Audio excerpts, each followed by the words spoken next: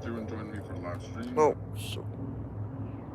I think I made it. Alright, cool. Sorry, guys. I'm messing around with YouTube and Instagram was a couple minutes late. But welcome to YouTube. Here we are on YouTube. Doing YouTube and stuff. We're YouTuber-lubing. 1 second, guys. I got the dog and I'm in public. Let's grab all my stuff. Sam, come here. You're my only belonging that can transport itself. Come here.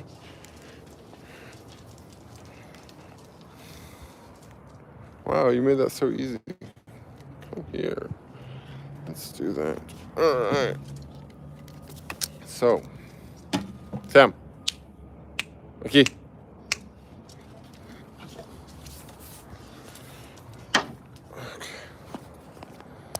I have way too much stuff. So, here, good morning, everybody. In fact, while everyone's getting here, I'm going to go ahead and make another last-minute decision to not be here. Because I don't want to be in the shade. I want to be in the sun. Soak up the sun. In fact, I'm just going to go right back where I was. I got a power and everything. Let's see. Hopefully they don't get mad for me sitting on the counter.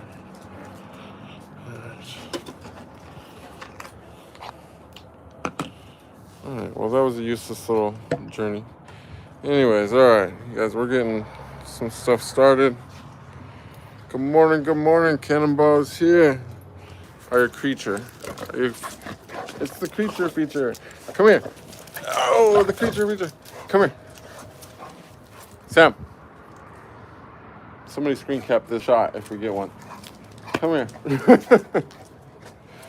Hey, stop rubbing on me. Come. He's like, nope. You want me to do it? I'm doing everything else. Come on, Mr. Attitude. How are you? We're posing. You growling? You're like, I'm tough. You don't want that? You don't want to be on camera? You don't want someone to see you in your little jacket? We can see you anyways, dude. We can see you. Yeah. You're on the internet, bro. What's up?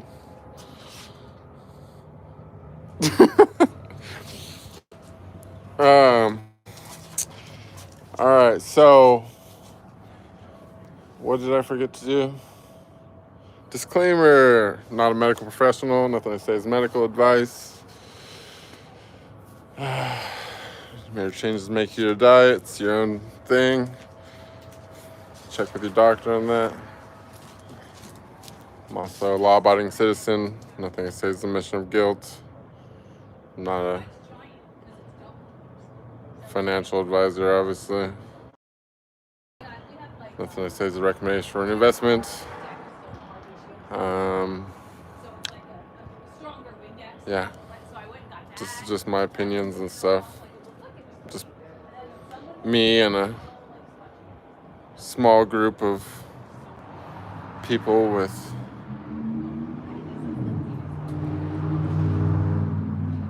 an understanding of the universe, life, and fabric of space and time, which not everybody possesses or even comes.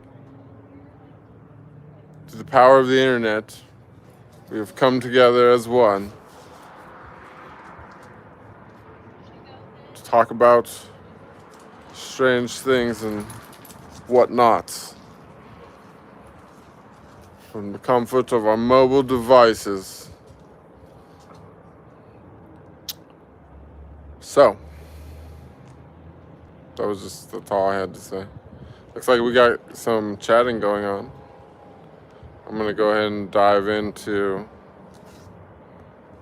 what's being read so that we can figure that out, what we're talking about today. Oh, let me actually, you know what? I got some more people I want to say hi to. Good morning, Jennifer Ann. Good to see you as well. This looks like a nice, small, intimate group so far today. I'm cool with it though.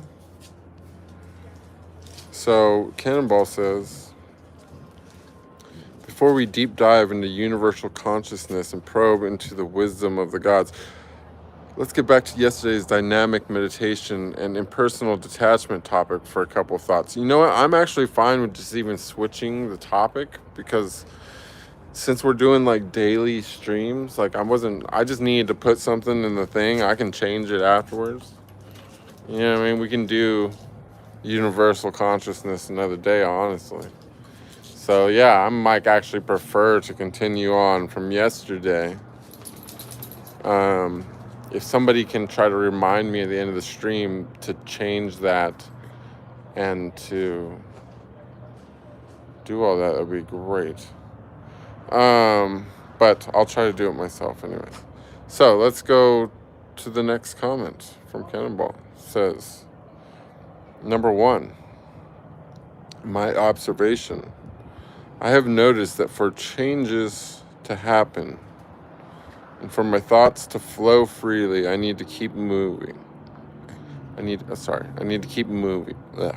I don't know why I can't say moving right now. I'm going to start over just because I want to capture this in a single flow. Number 1, my observation. I've noticed that for change... Hey, that's you, dude. That's your own reflection.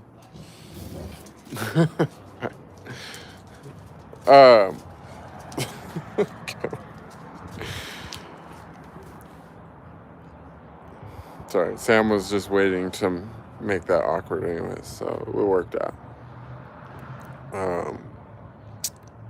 Number 1, Cannonball's observation. They've noticed that for changes to happen, for their thoughts to flow freely, they need to keep moving. This can mean going to another city or country for a few days and let everything change around me. At a certain point, fasting and physical activity without changing the location won't do. Think of the contrast between a flowing river and a stagnant water. The river, with its constant forward motion, is alive, self-purifying. Motion is life. Life is motion. If there's motion, energy doesn't get trapped. Negative energy does not accumulate. For the reason I really don't even like the idea of having my own home, it feels like a huge limitation. I do own properties, but I can't imagine settling down somewhere. Our entire world, civilization is based... Sam, you're ruining it. You're ruining the moment, bro. Sam, come on. Sam, it's enough. You're gonna go be in the car, bro. I'm telling you. Don't make me say it again. Just saying. Civilization is based on the... Oh, by the way, since we have a break in this anyways, I just want to say, you know what? I could have written this from my own self,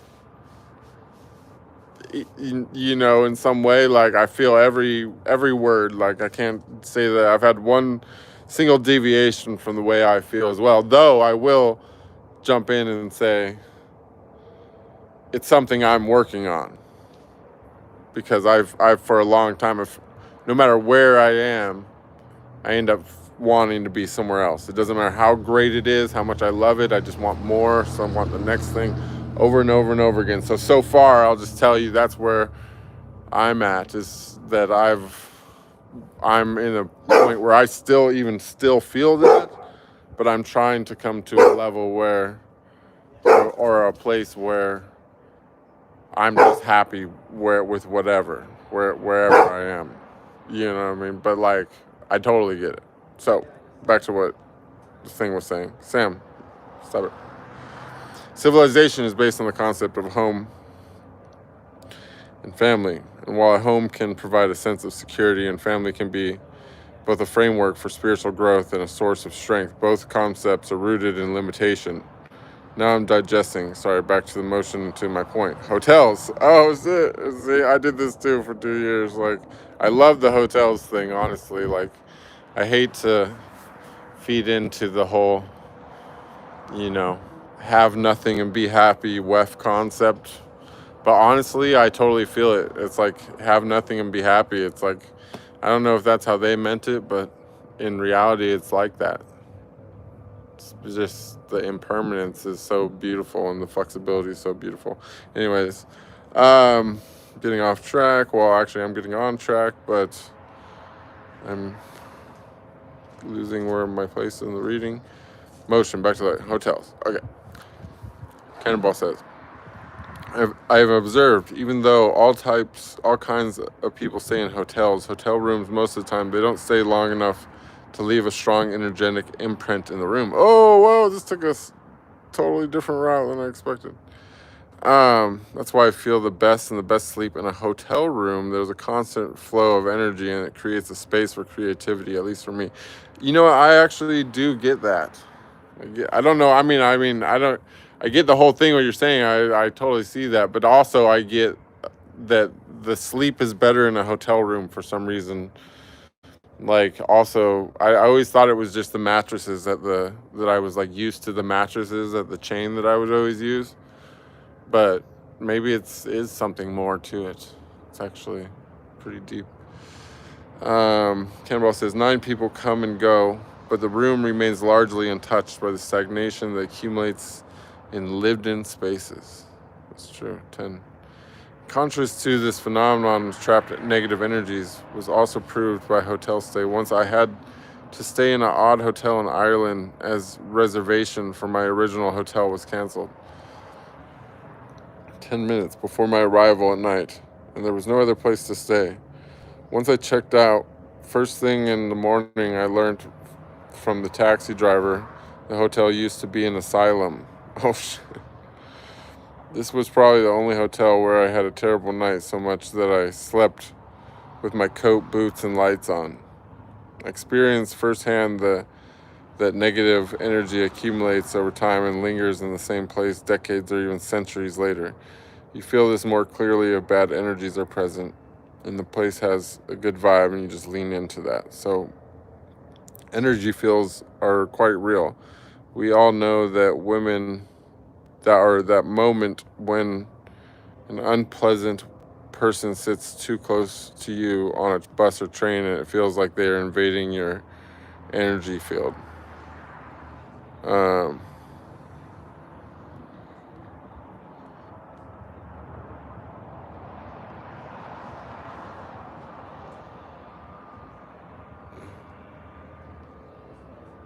Wishing to be somewhere else is a recurrent motive in my life. The journey is the destination. Yeah, I know, I totally get it. Oh, Jesse Vlogs, what's up? It's so good to see you.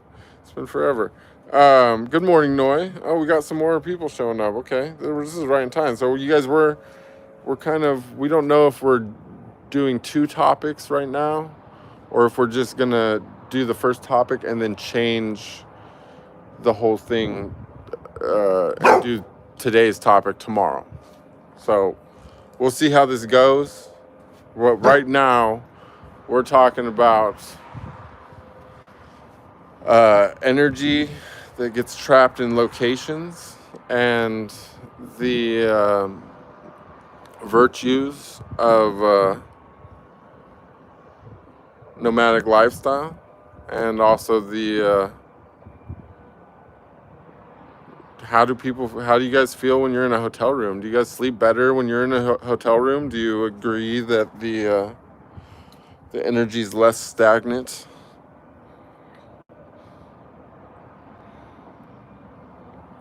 I actually do agree myself. I mean, I feel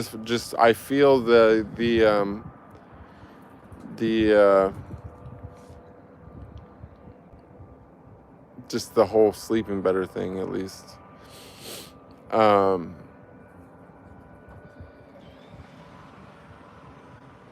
I always liked living in hotels, honestly. It's just nice to just kind of, be able to travel as light as possible.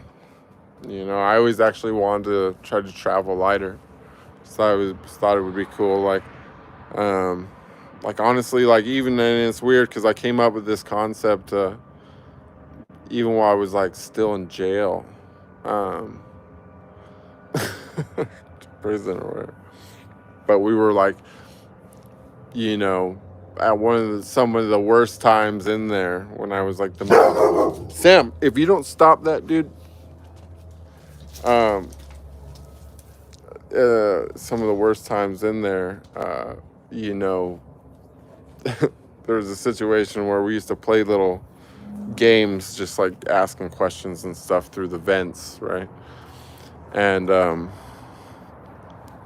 one of the games was like, you know, what would you do if you got out right now and won this amount of money, blah, blah, blah. And my thing was always, you know, that I wouldn't buy nothing. I was like, I wouldn't buy nothing. I'd just, you know, rent everything, go hotel to hotel. I actually ended up doing that, like, without winning the lottery or anything. Like, for a long time in life, I just, you know, did hotels and rental cars. And I found that to be probably the most simplistic lifestyle of all. Like, I probably would still be doing that now if it wasn't for Sam, you know. But you know, I've adapted my lifestyle to include my little buddy here. But to basically do the same thing and just kind of keep moving. So I definitely get that too. And to be honest, the reason why I also agree with you even more about the whole energy stagnation and sleep and all that thing is because I've also noticed that in my current lifestyle, I also get the super awesome, amazing sleep that I got from, you know, when I was in hotels. And I'll tell you what, my mattress currently, not all that great at all. And sleeping spectacular. So I don't know. I mean, that's about all the proof I'm gonna get, and you know, I'll take it. Call it proved. My book.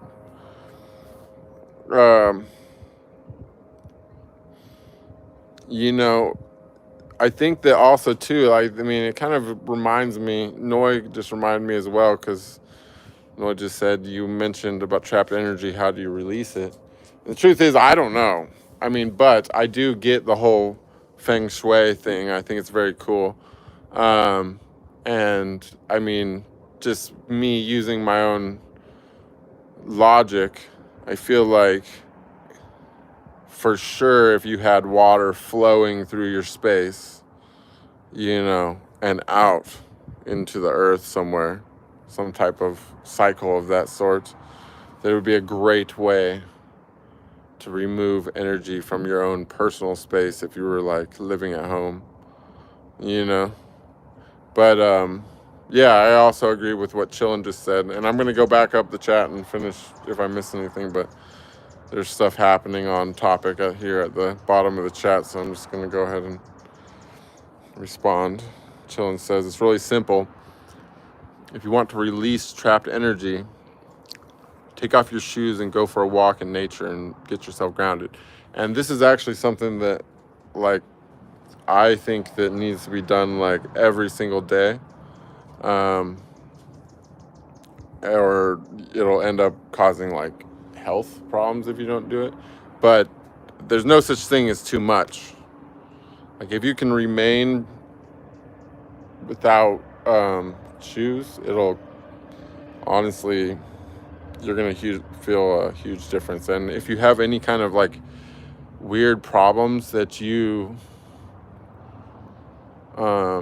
with your joints or anything, your knees or even your elbows, I know it seems unrelated, but it's not, your back, stuff like that, you will be amazed if you stop wearing shoes at how much it can correct problems with your skeleton. And I think it's partially just having the foot working the way it's supposed to work, that it slowly straightens everything out from the ground up, but it's also, I think, has a lot to do with grounding. So, how to change your life 360? Sell everything you own. Um, um,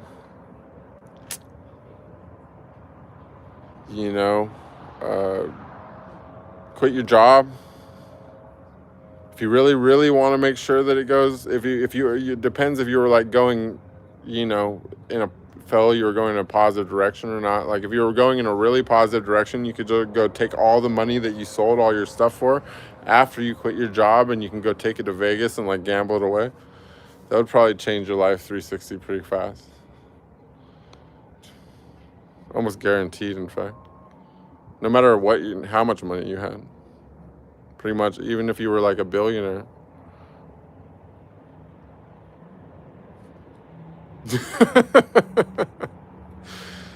One second, let me don't make sure I didn't miss anything in the chat. Good morning, Trent. Working and lurking. Good to see you though. Again, Jesse. Death Valley says, why would I complain if I don't have a job? I would complain if I did have a job. I don't know. I'm not sure what I complained about, but I'm sure it was an accident. What's the Walt Disney strategy? I don't know what's the Walt Disney strategy?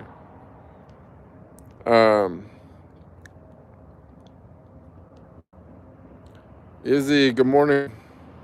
Thank you, Anna, for gifting 10 memberships. That's so nice of you, and congratulations to everyone that got a free membership. We're doing some data collection right now to see how it goes with the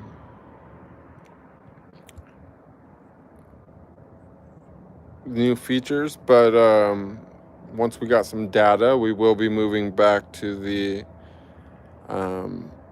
members only chat. It'll still be free for people to watch, of course, but just in an effort to slow down the spam and stuff sometimes, we are going to eventually enable the members only chat. So it'll be good to be a member. That's going to be coming soon.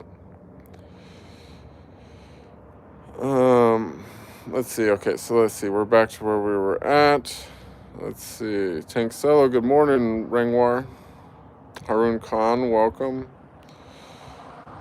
Great advice. Good to give you some advice. Tank Solo says, are you seeing this chat? I am Tank Solo. Or should I say Rangwar? Oh, yay. I'm so happy that Jesse's got the membership. Okay, that's good. That worked out. I don't know, is it random or do you get to pick? Sorry. So, I have some favoritism. I'm not gonna lie.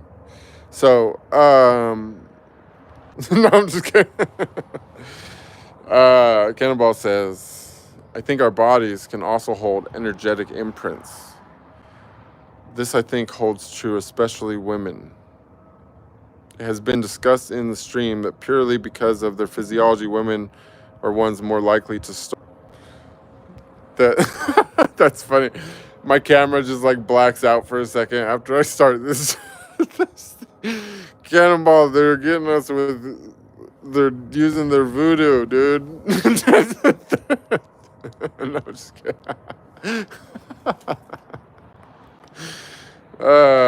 One second. Sorry, I gotta start over the beginning. We got voodooed for a second. All right, here it goes. Here we go. Buckle up. Cannonball says, I think our bodies can also hold energetic imprints. This is this I think holds true, especially women. It has been discussed in the stream that purely because of their physiology, women are the ones more likely to store a partner's energetic and genetic imprint. If there is a true love coming from a conscious partner, I'm sure the benefits for a woman and wide-ranging. However, if she is trapped and stays in an unloving relationship, a lot of negative energies can accumulate from abusive or unconscious man. In my observation, men are more often affected by work-related stress. It's random, or this is not to say that men are not influenced by their partners. I agree. I mean, I see that too as well. Like it's, it's balanced in its own way. We're not, that is true. I think that when it comes to relationships and stuff, women definitely do soak up a lot more of the traits of their partners for sure. So, sorry. If a woman's been with a lot of powerhouse guys that have just a lot of positive traits, like they pick that up, like they carry that energy with them forever. But it can also be the opposite, like if they've been in an abusive relationship and they've been really, traumatized, it can be like extremely hard for them to let go of some of that abuse versus I think men maybe do release that a little bit easier, but we find other ways to traumatize ourselves, like through work, as a really main example of that. But some guys get traumatized from relationships too. Hey, Sam, come here. Sorry, my dog ran away, guys. Sam, Keith. Hey, you. Come here. Dude, stop peeing on your leash. Come on. Sam, faster, bud. You have so much legs and you're so slow. Come here. Lay down. You were being good. Sorry, guys. Little Sam interruption. Yeah, men are masters of traumatizing ourselves.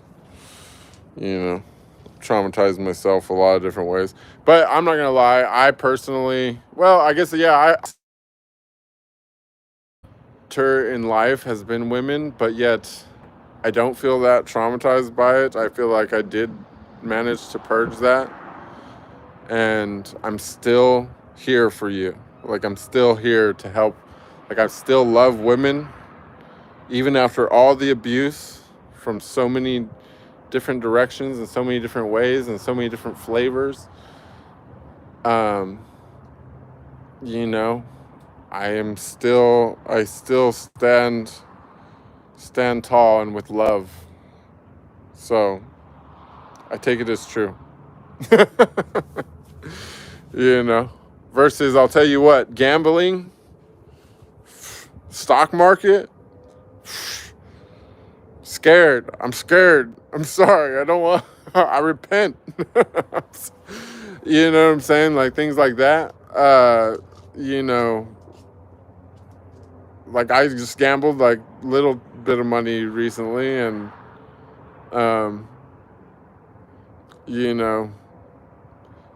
the way that my heart still just pounds about it.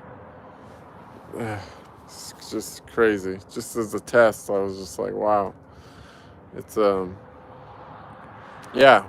we find some pretty silly things to traumatize ourselves with. So I guess that's a big part of my journey and why I'm doing what I'm doing. I know that not everybody understands it, but some people do. And for me, it's kind of like,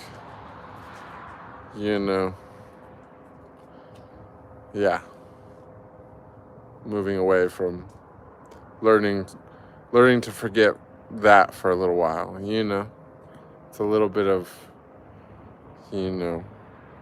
healing. The same way, like, you leave a relationship, you know, maybe you stay single for a little while after an abusive relationship, and you do some time, you do some healing. For me, I'm like kind of, you know, taking a break from a relationship with finances and things.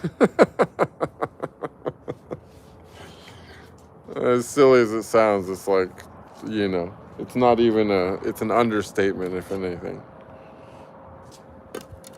Hey, you. Come on. I need you to be good, dude. We're trying to turn a new leaf here, Sammy boy. Be consistent. No. Are you jumping? What are you doing? No. Stop it. You're tangled now, dude. All right. So let's see what everyone has to say about that, because I think it is an interesting topic, and it's definitely something that is always I guess you know, we're staying pretty. This is a very grounding topic of, you know, where we can, a good place to actually, I was like going to the far end of the spectrum with when I posted for this stream. Like I was like going to like the advanced course of but I like this better. This is actually way smarter. I'm glad. Thank you for throwing the brakes on this. Let's start at the beginning. I like this. So let's purge some trauma, you guys. What are we talking about? Get some trauma out of this mix. Let's see.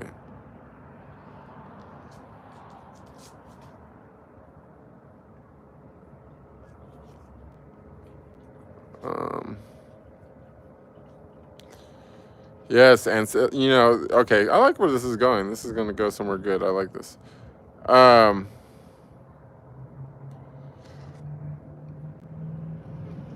you know what? I just got all the features on yesterday, Jesse.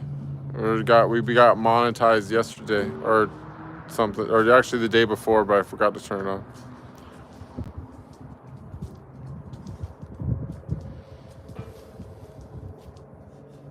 Well, the memberships were a thing, but anyways, it doesn't matter.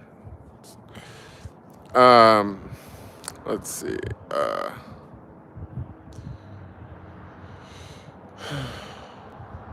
Okay. I don't know how to read that, but we're going to call him Turtle. Turtle says, sometimes I wish to flee to Congo or Amazon jungle were I to love to live as a monk.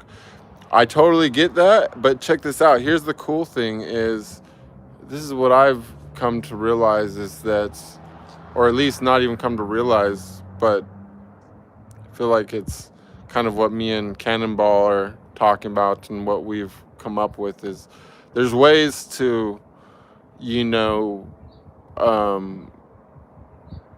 to be like that in the modern society. Now, it is nice to be in nature, and, you know, that's always like a step of in that direction.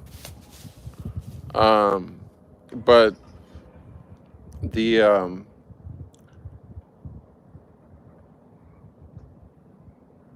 but even if you live in a city or you know, or in a, you know, want to travel around or however you want to do it, live in hotels,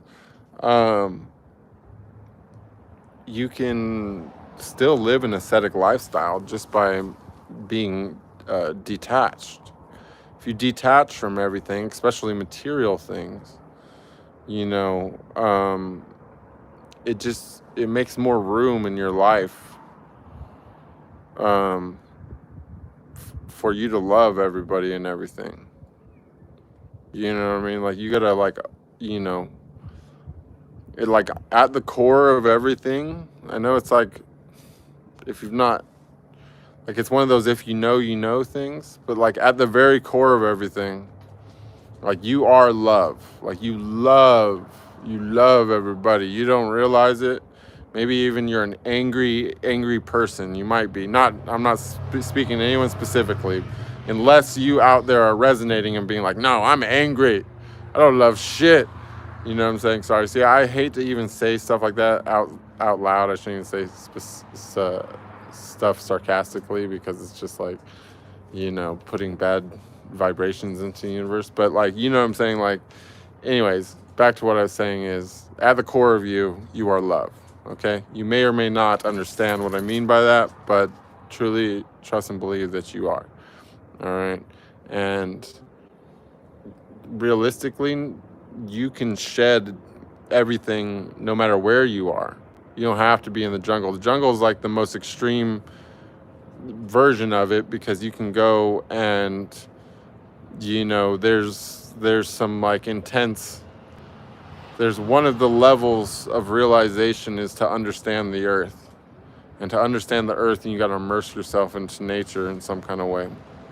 And that's like a level that people, you know, it's totally one of those, it's one of those levels. There's several levels that are inexplainable, and that's one of them.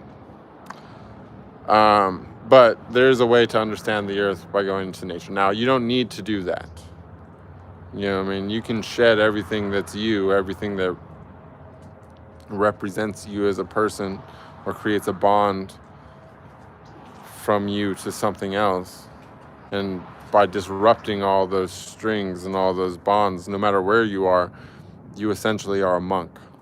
You know what I'm saying? You can have all the benefits of being a monk.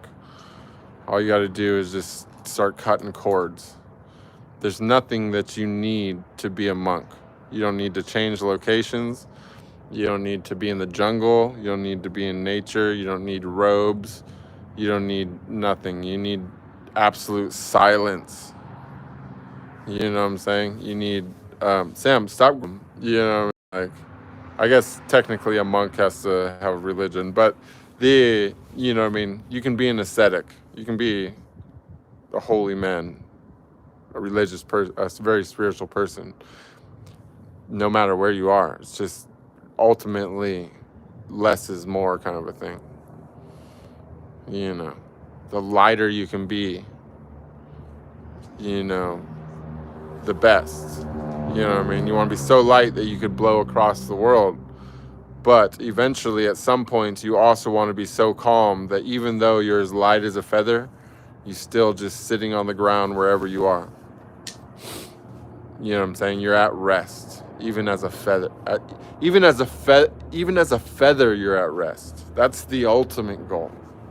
You become a feather or a leaf blowing in the wind. You can blow everywhere, wherever you want to go, and eventually there can be calm. And the feather or the leaf can come to rest. Maybe every once in a while a little draft comes and floats it again, you know what I mean? But that's can be like a representation, you know, for the path, because the path is not linear.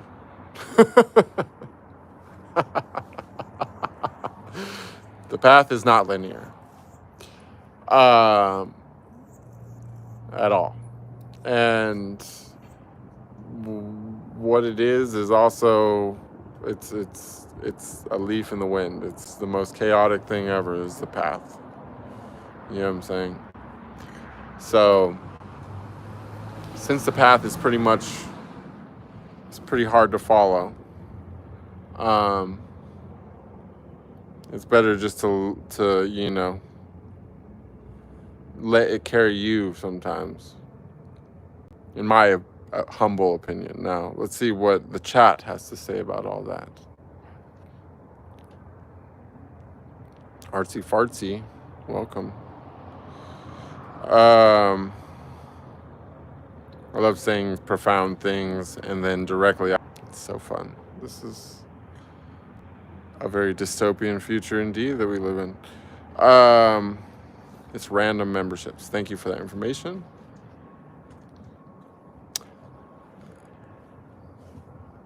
Cannonball concurs that that men are also influenced by their partners. I think we're all very aware of that. you know,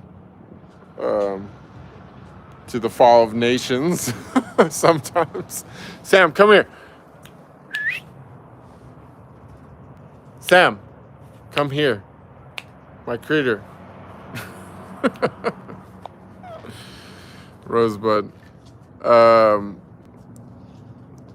Welcome. Jennifer Ann says, also discussed yesterday the topic of ancestral. I would love to hear your thoughts or experiences on that subject. Yeah, totally. Well, so one big thing with ancestral karma is that there's a one sure way to stop it, and that's to end the bloodline. You know what I'm saying? You know, which I think the reasons why they, on a deeper level, like, you know, are trying to not accrue karma by procreating. But but I mean, like, aside from that, it's literally just healing. Like, and more specifically, definitely healing before you procreate.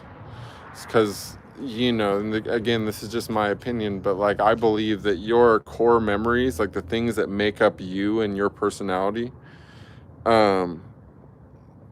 those things are stored, I believe, are stored in your DNA. Like, your brain maybe reads that, or you have some kind of function inside your body that's able to read that. But, you know, like, if you were to think of it like a computer, think of your brain like a computer, it's like, I would say that your short-term memory is more like your RAM. You know, it's there to move fast and come and go quickly, and it's gone, and that maybe is in your brain or whatever. But the long-term memory, or the, like, core memories, you know, that's on your hard drive. And, you know, in this case, your hard drive is your DNA. So, you know, obviously it's not 100%. You're only going to pass on half your DNA, and it's not going to be like a dead 50-50. It's going to be, you know, interspersed somewhere, and in some way. But the you know, moral of the story is, part of the, you know, a lot of people's core memories, like really deep rooted memories, are trauma.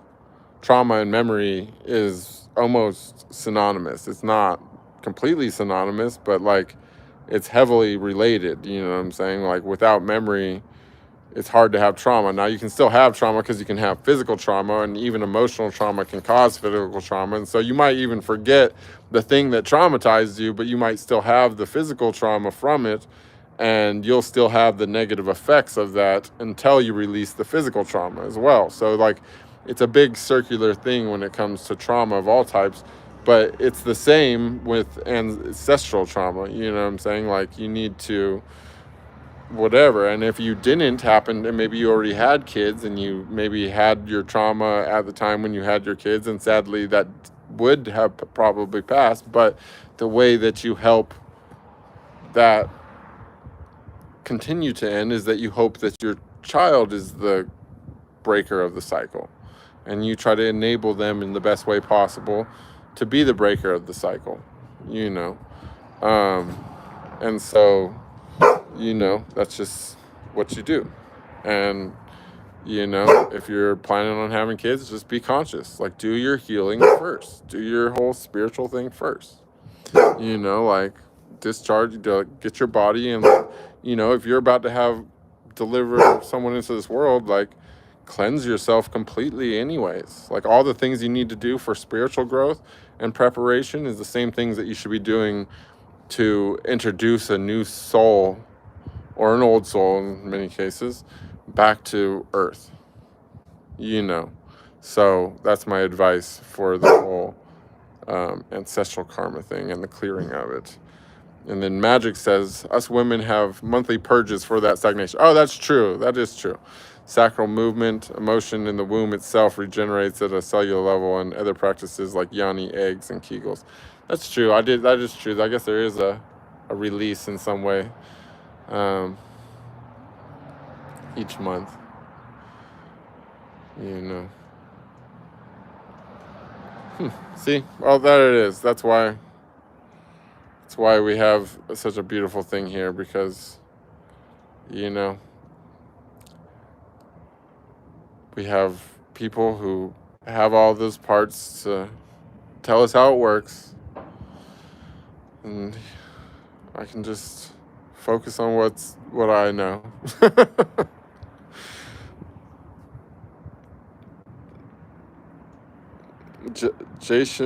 Jacob Ottowitz says, genuine question, how did you go from the film industry to the path you're on now? Well, there is there's a really short version of it.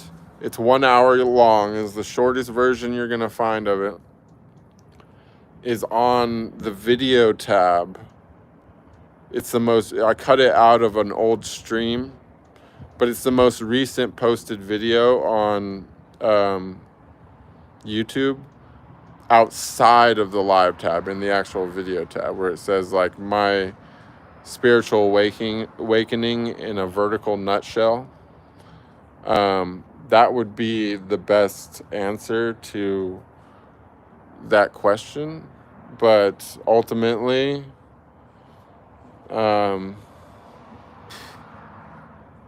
you just gotta have to watch the video. It's a long story. But if you're willing to commit 1 hour to listen to a fairly condensed version of it, there's a video posted. Let's see, Cannonball says, this is purely my observation. I see a lot of women settle. But you know what, actually, but to say also, too, though, that I get the energy gets purged out and all that, but I don't know. I feel like a lot of the grief that I've gotten in my life has been due to this exact reason. Like, be it from people's parents or be it from people's past relationships. Like, I feel like probably 90% of the problems that I've been given or that I've had with relationships have been due to trauma caused by someone else, and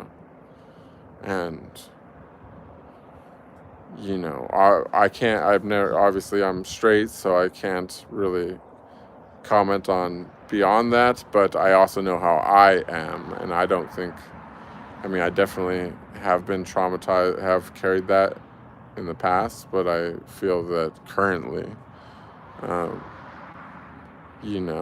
I'm pretty comfortable with saying that I've discharged the vast majority of that trauma. So I don't know. But anyways, so Cannibal says, this is just purely my observation. I see a lot of women settle for compromise in a relationship, and their health, mental, emotional, and physical health suffers as a result. Men are masters of traumatizing themselves.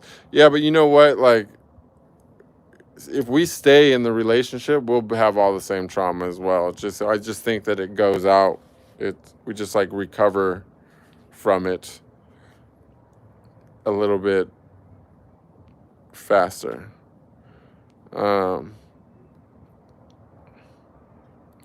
And then Magic says, I know, I've seen that too. Same reason, Wajik. And then Cannonball says, woman is more herself when she's celibate. A man is always a man. There's no getting away from it. It's just true. There's no offense. Cannonball says, of course, the right man can make the woman shine more.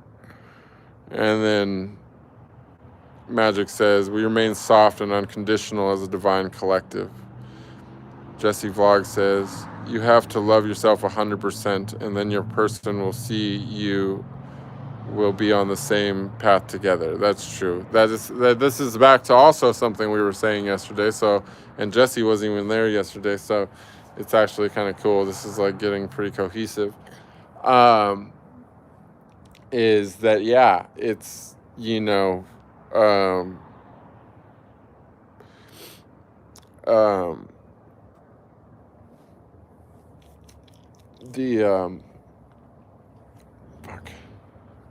I lost track of what I was going to say. I shouldn't have over-talked.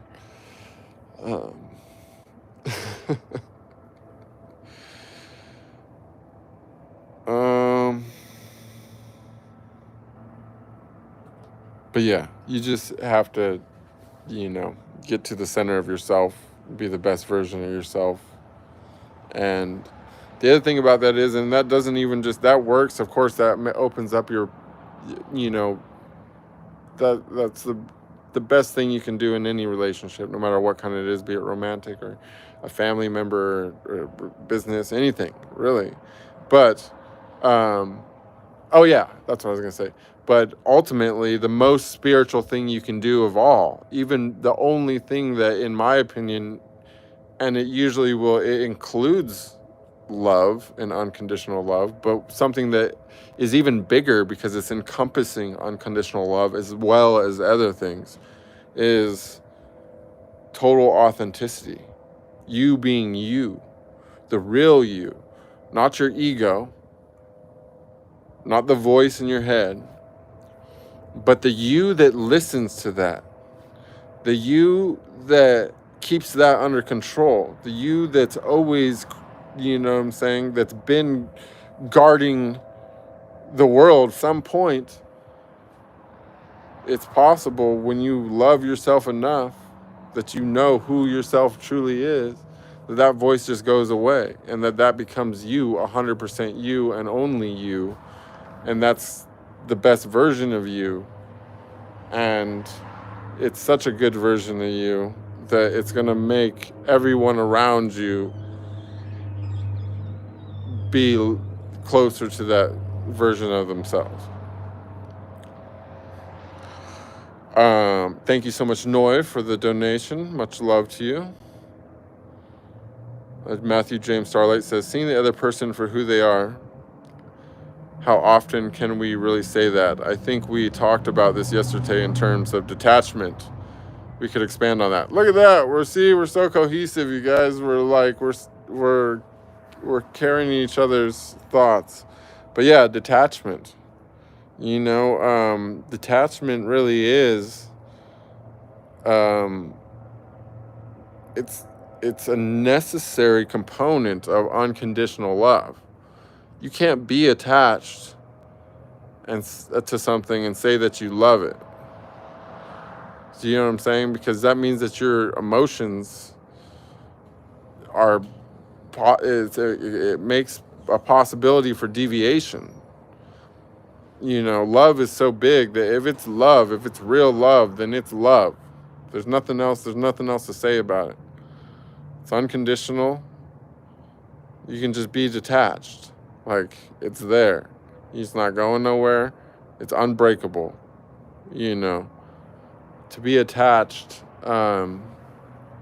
is already in itself to create a weakness, It's like, but this even goes beyond relationships. This is just in life. This is like some of the most powerful stuff you can even talk about. Like when you are detached to everything, even emotionally, the thing is like it's like a shield of some sort. You know what I'm saying? You can become like a spirit, like a ghost. Where you can outwardly affect the world, but the world can't affect you. You know what I'm saying? You're ethereal. Whatever comes at you, you know what I'm saying? If someone tries to come at you, it's like whatever they come at you with just passes right through your body. There's nothing to grip onto because you're detached. You know what I mean? You're not emotional, if you know what I mean, it doesn't mean that you're devoid of emotions. It means that you've mastered emotion. Now you use emotion works for you. You know what I'm saying? You're not just being controlled by your emotions. Your emotions aren't just running the show. You know what I'm saying? Your emotions now become your bag of tricks.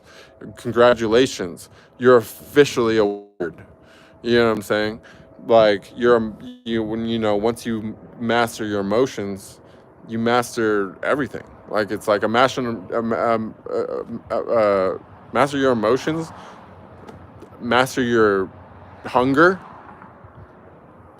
Done. You've mastered mind and body and soul. You know, everything can be reduced down into some base level, you know, of everything. There's nothing really. Everybody in society wants to add something on. They want to take a magic pill. You know, they want to do a magic diet. You know, they want to do you know, whatever, you know, Ozempic, whatever they're doing. You know what I'm saying? But really, it's always just taking something away. You know what I'm saying? Just dropping something away, because you are at the core, like, it's puro.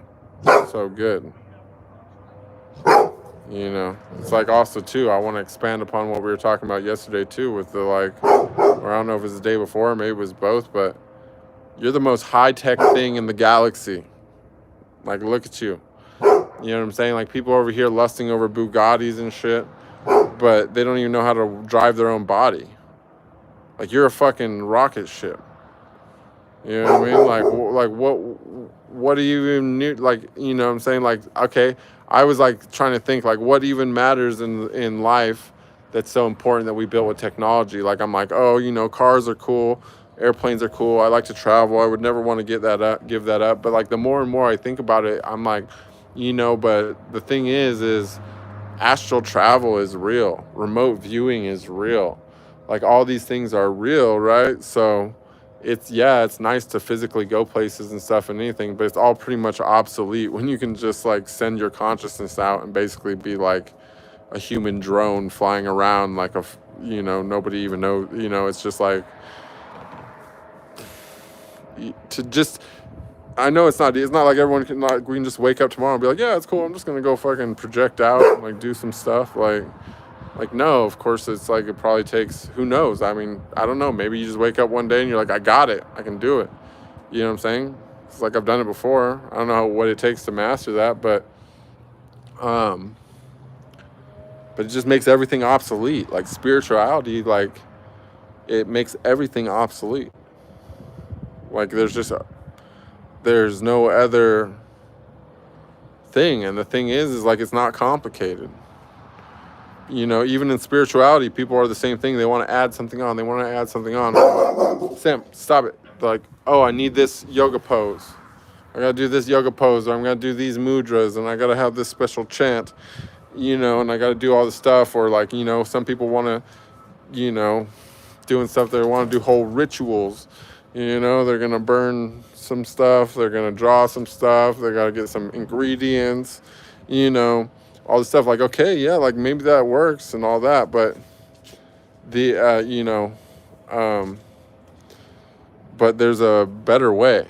There's a faster way. There's a purer way.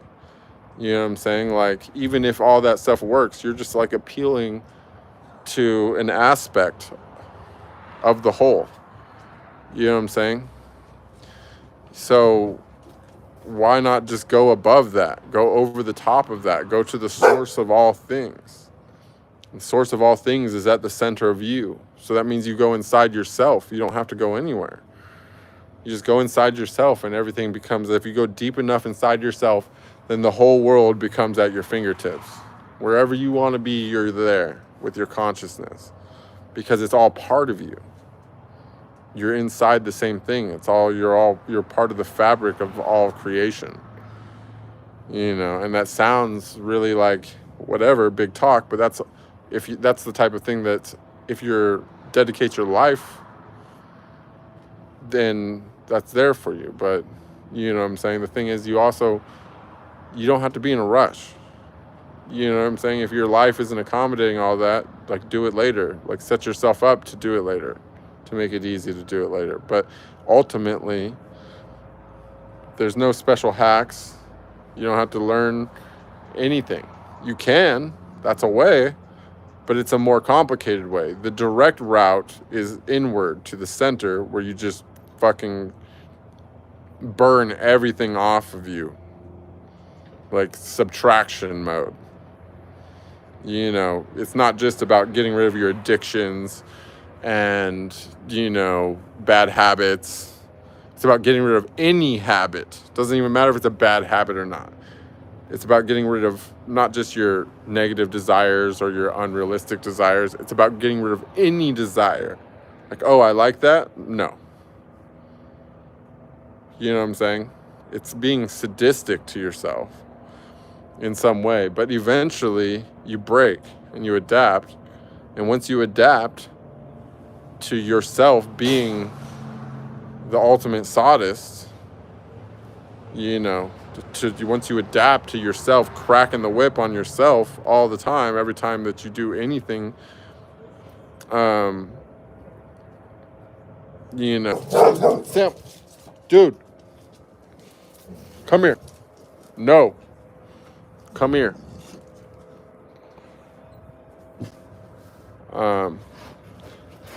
Here, one second. Let me get out here. I got people spraying chemicals and shit. All right, guys, listen. 1 second. I got a little problem. Okay.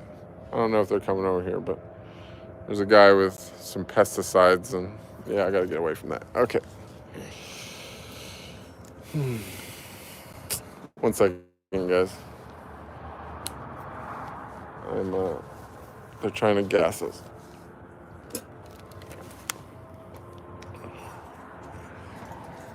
That's unfortunate. I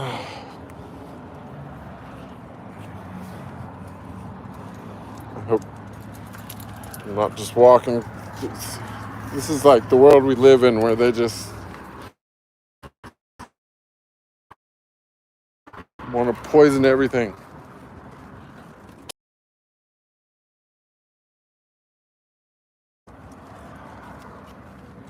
Sorry, guys. We're gonna continue this, but I just gotta put the dog away, and then I gotta get away from the toxins. Not okay with it. Okay. 1 second.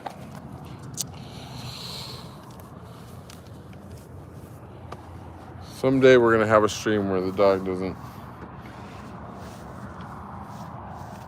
do that. That's how we'll know. And then you'll see me at the airport with the dog after that. Come on, get in.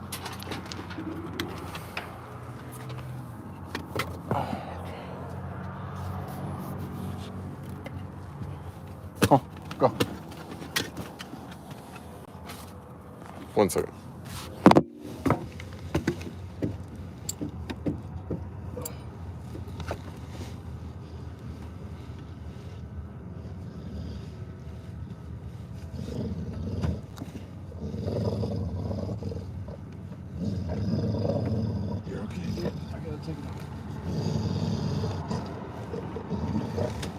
Stay.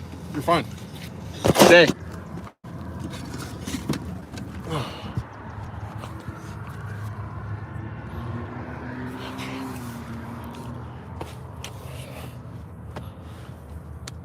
Move. Move.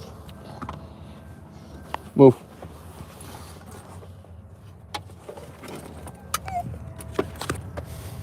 You got my key? All right.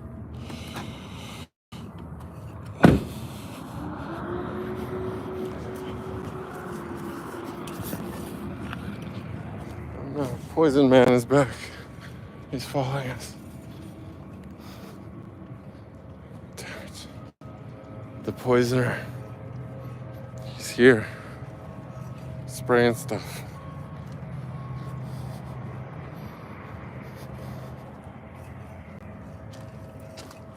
Freaked out.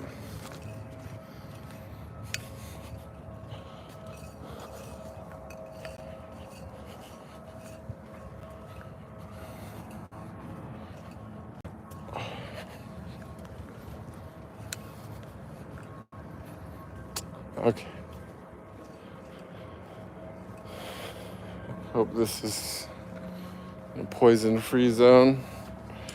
Okay, let's see what we got going on. We had chat. We got some chat here happening.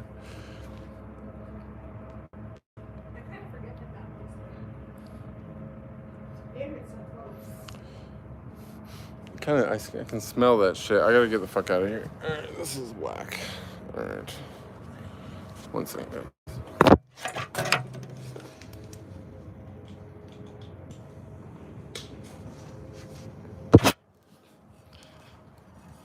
I can't fucking believe it.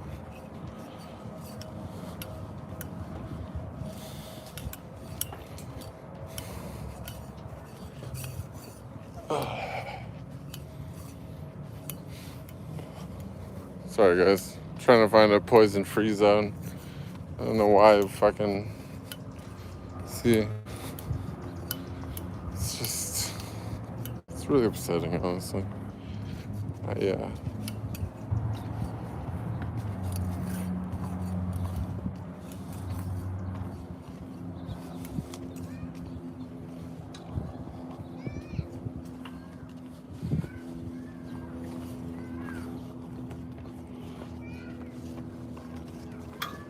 So let's see. I can read and walk at the same time, hopefully.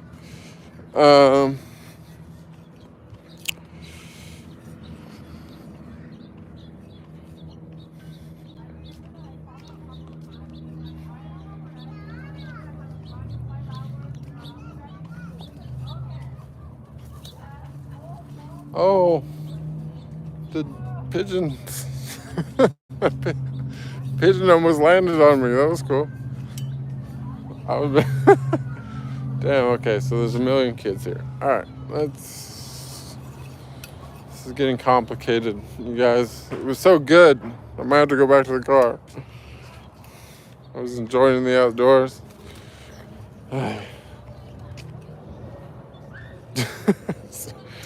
Thank you guys for your patience. I didn't expect the gas man to show up and start spraying weird shit.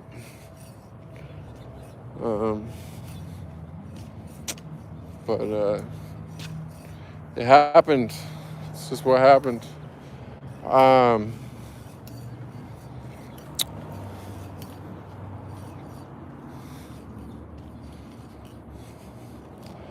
It's just what happened. Nothing we can do about it.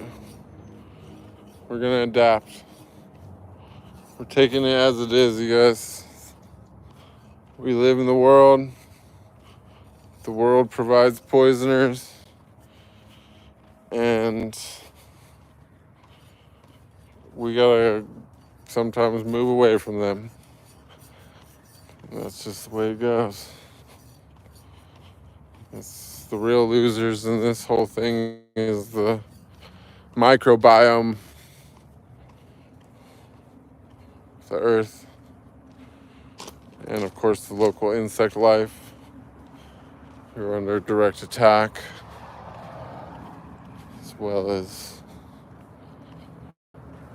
I suppose, human population. It's going to eventually have that shit in the groundwater.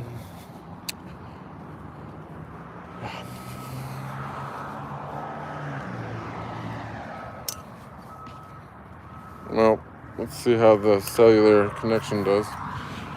We no longer have Wi-Fi.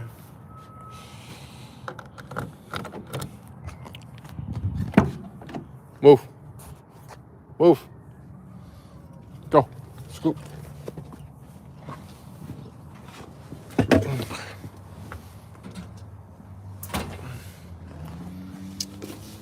Okay, so here we go. Back to it.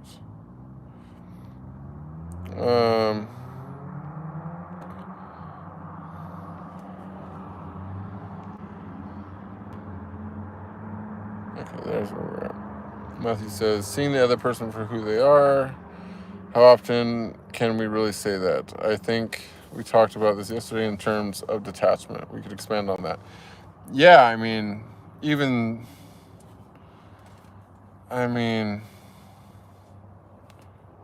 it takes a long time, even in a like serious relationship. I feel like before somebody really starts like being themselves most of the time.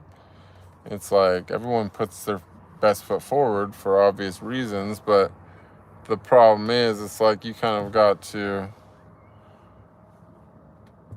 realize that at some point you got to take another step.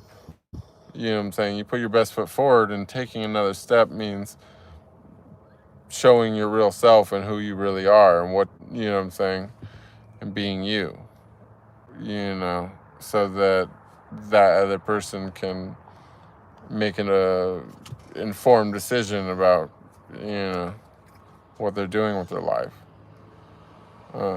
I think in a lot of cases, you know, people sell the dream, and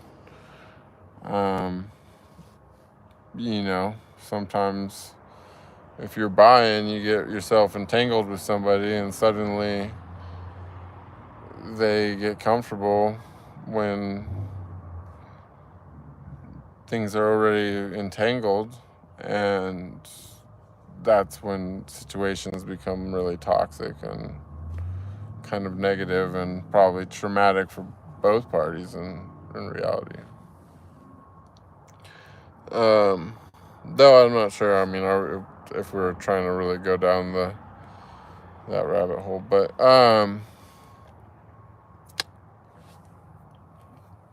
Jennifer Ann says, I think movement and growth is beautiful and important, so is balancing. Moving water may be more exciting at times, but still waters support more life. Always important, but they are not mutually exclusive. I agree. And ultimately, you know, water likes to settle at the bottom, you know. So if you get to the center yourself, you know, that is, as the Taoists say, emptying the cup, you know. And with an empty cup,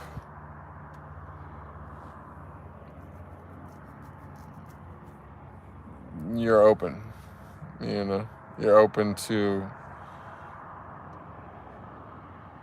let something come into your life, you know, if you so wish. Or maybe you just want to keep the cup empty so that your options stay open, and that, you know, you got room, a little wiggle room. Let's see. Matthew James Starlight says, we could also ask the ladies how they view this concept, universal love or impersonal love. Oh, here we go. Let's do that. Ladies. We want to hear from you. This is a calling.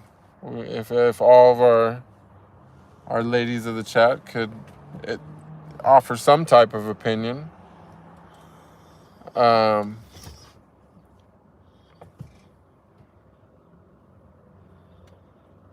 please bring it forward. We're into it. Even cavemen had caves. Exactly. Let's see.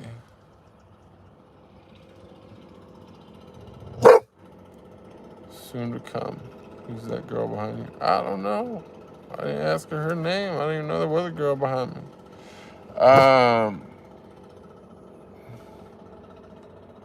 Let's see. Angry chair. That's funny. Well, at least he knows. You know what I mean? His name does say Angry Chair.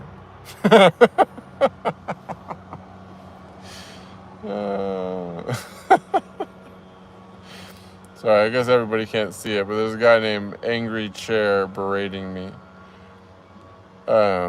which is kind of funny.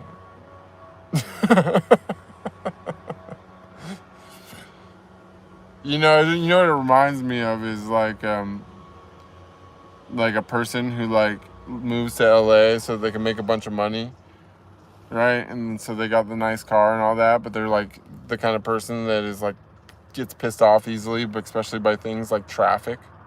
So they're like sitting in traffic in their nice, car that they had to work and live in LA to pay for. They're all pissed off all the time because they're always in traffic. But they keep going to work and keep, doing the job when really all they had to do was give up the car that they hate sitting in.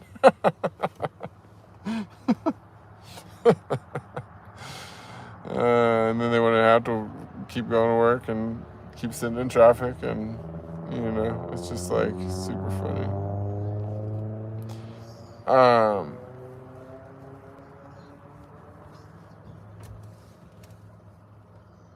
Jason says he looks like my father. Well, if I would hugs from a distance, hugs from spirit hugs, Jason, spirit hugs, so hugs in spirit. Vivek says, hi, brother from India. What's up, Vivek? Welcome. Yeah, I says, hey, dude, been seeing you pop up a lot lately. Hey, good to see you.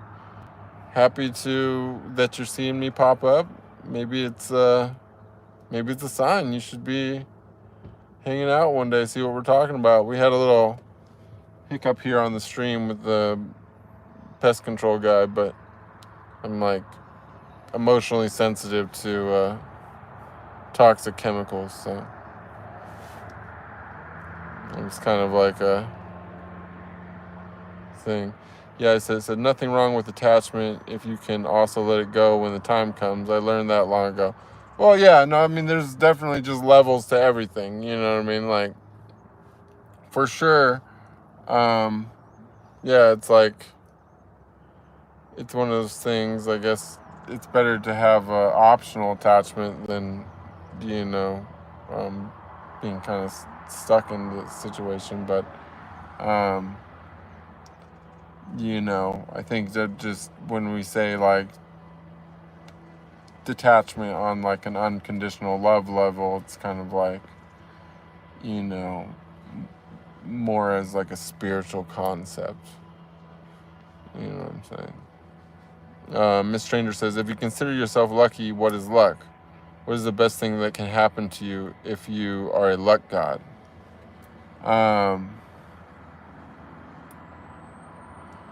Best thing that can happen to you if you're a luck god?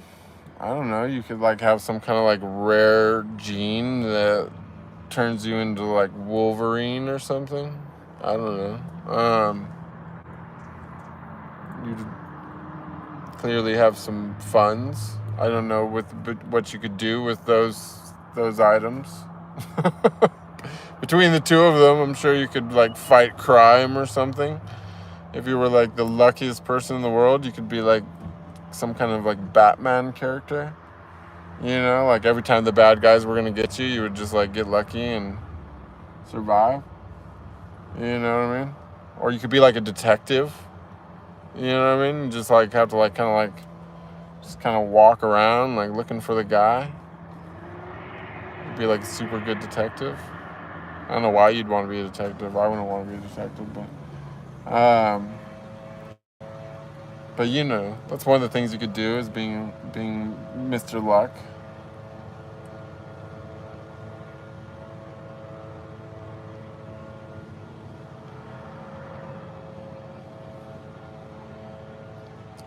It says, I'm sorry, my friend, you're lost in the idea, not the experience. You talking to me? Which idea is that?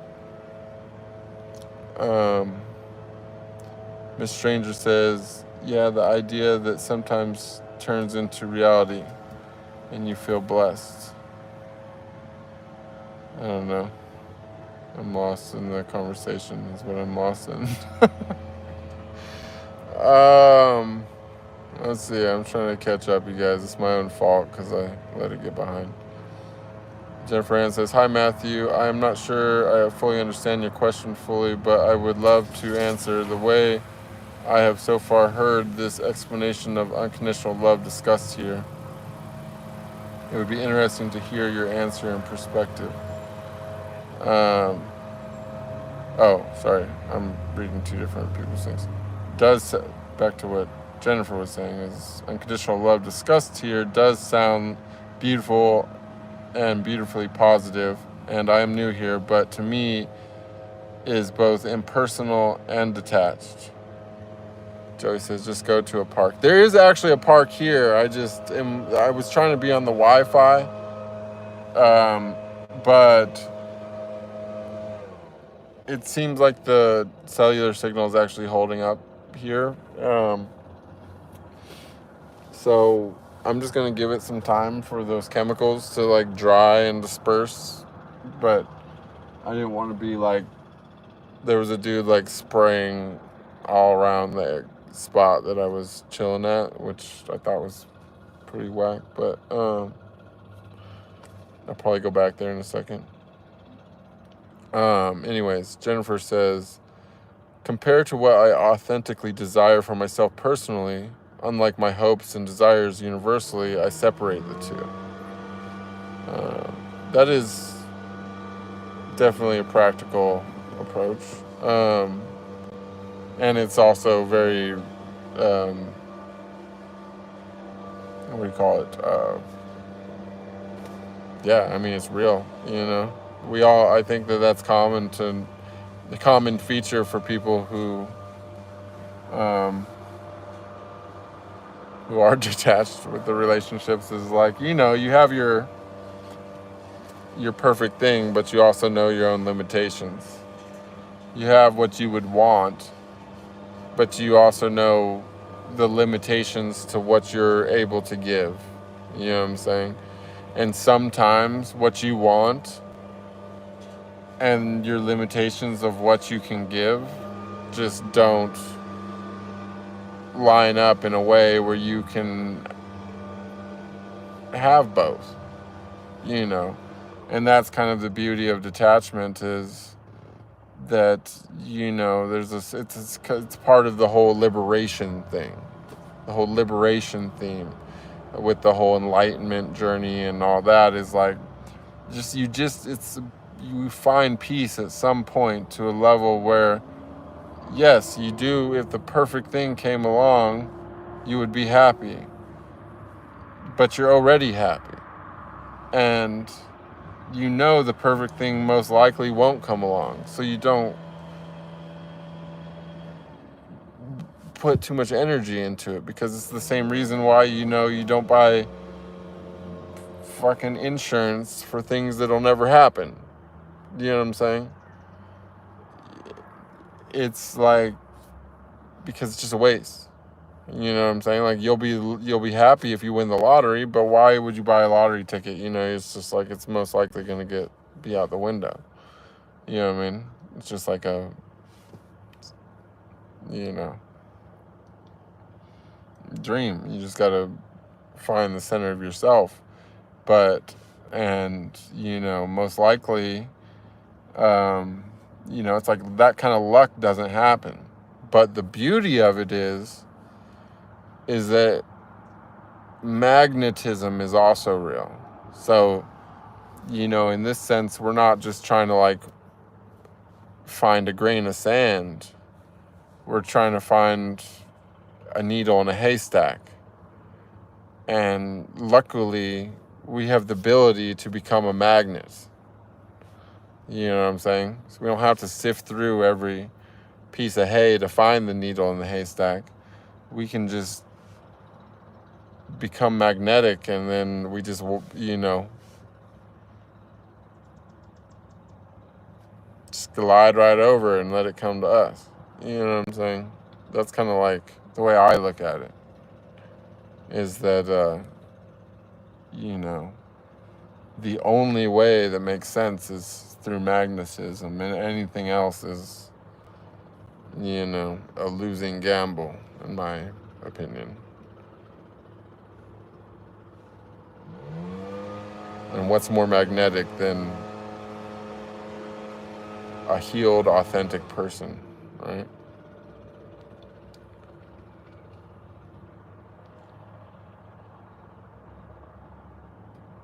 Happy birthday, Jenna Tolles. DZ loves you. Just saying.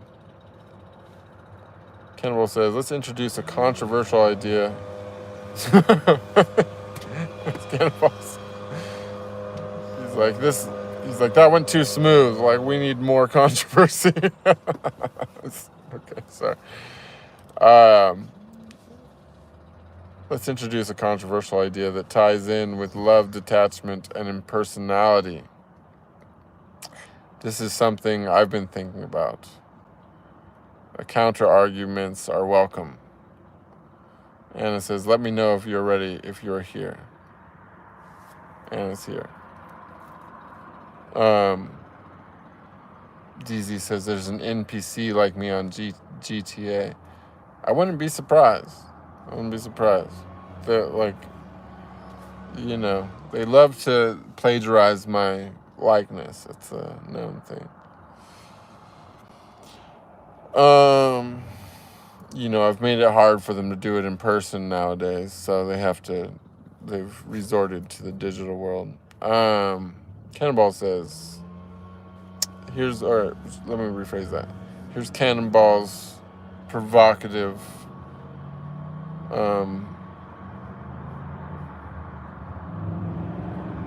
angle on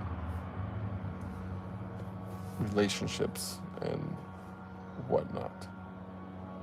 Number one, men are more likely to seek casual encounters, and I believe the driving force and desire behind all this is to experience love without the burden of expectation, commitment, and personal baggage.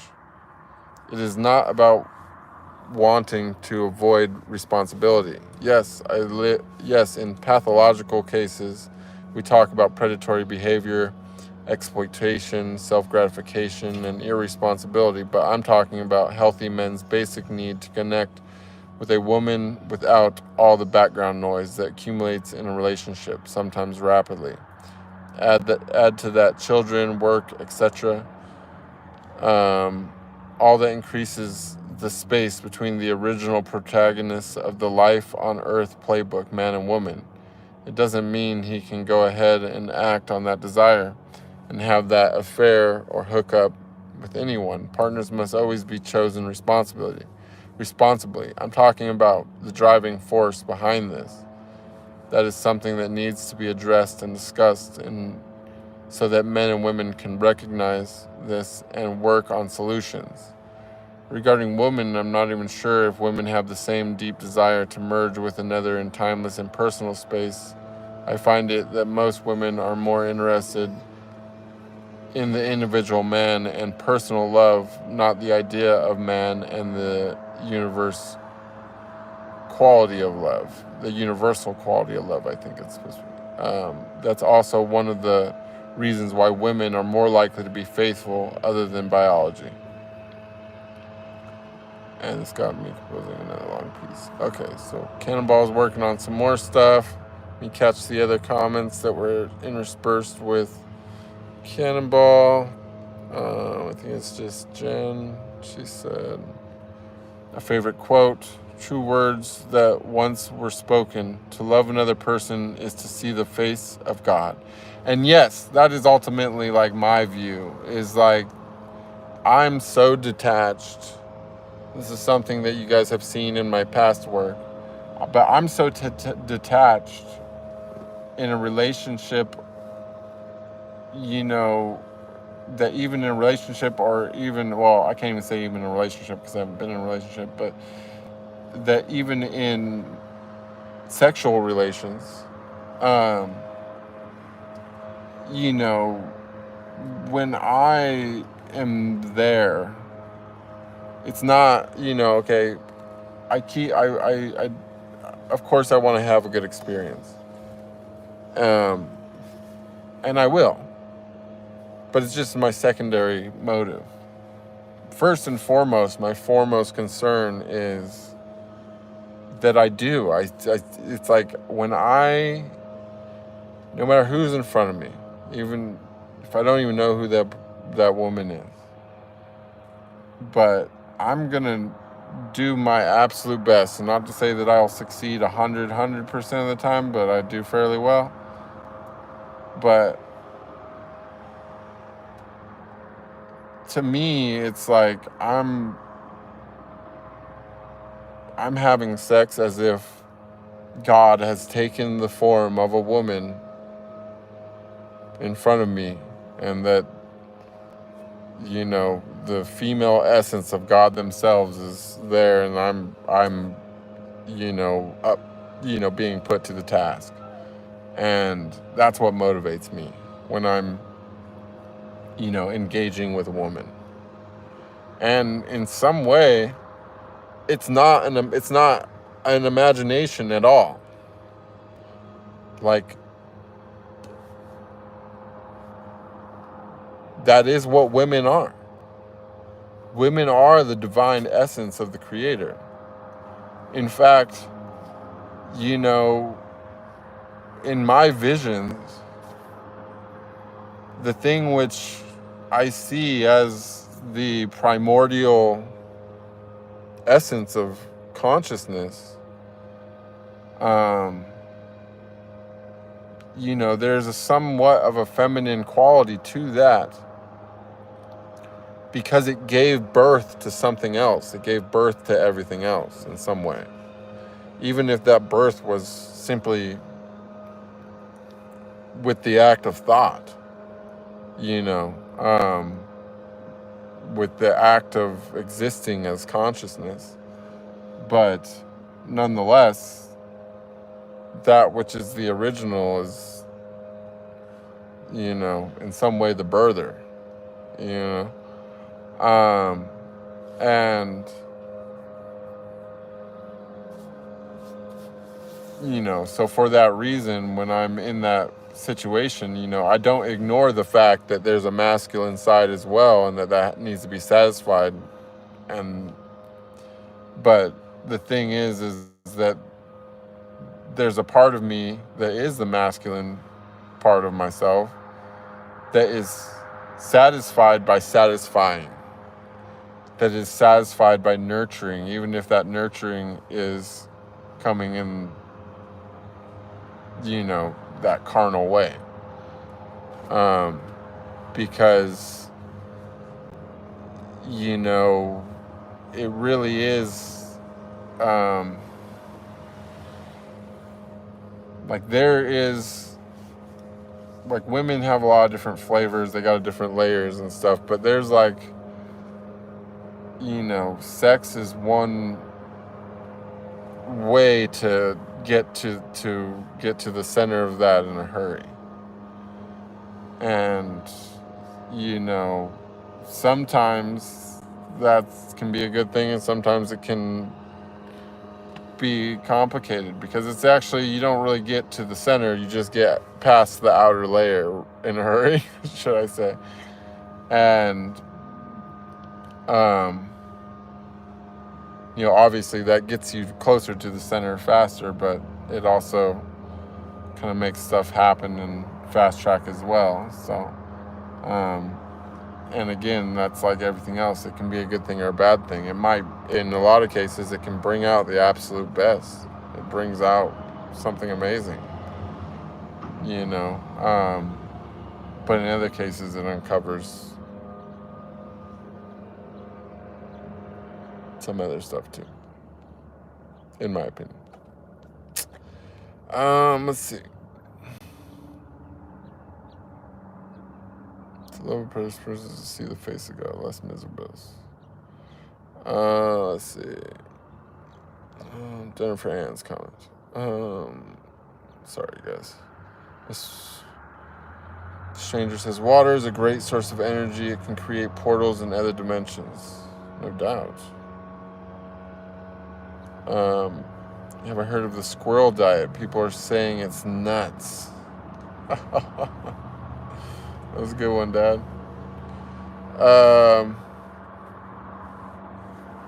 Second. I have to go back to my other spot, but I gotta leave the dog so that he doesn't lick the pesticides. Fucking. Where did my thing go?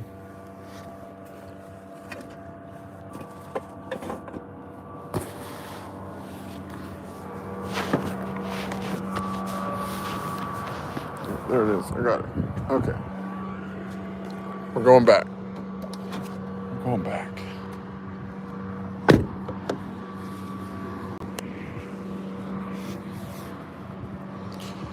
Okay, so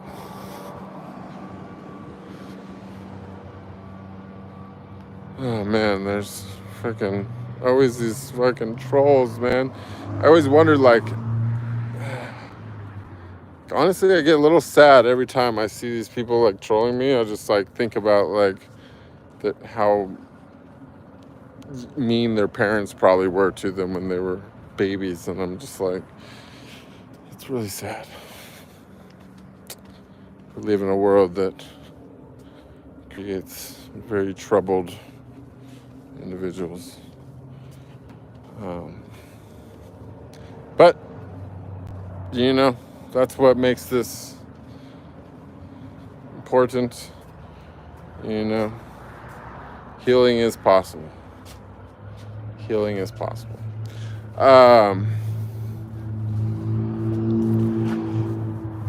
One second, let me just...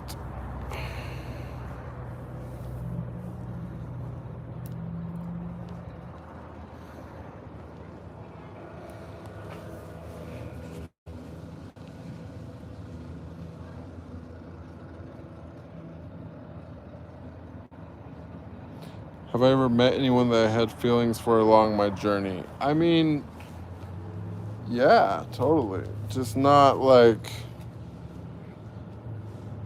not really. Recently, I've not really just kind of like, you know, I don't know. One second, guys. I'm trying to plug in my phone.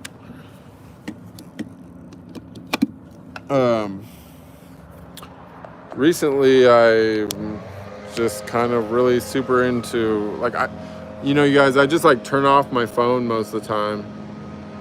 Nowadays, I don't, you know, I'm like trying to cut myself off from the social media is like a big part of everything. I come on here to do this whole thing, kind of share the thoughts that I have, but, you know, my life kind of revolves around being in silence as much as possible.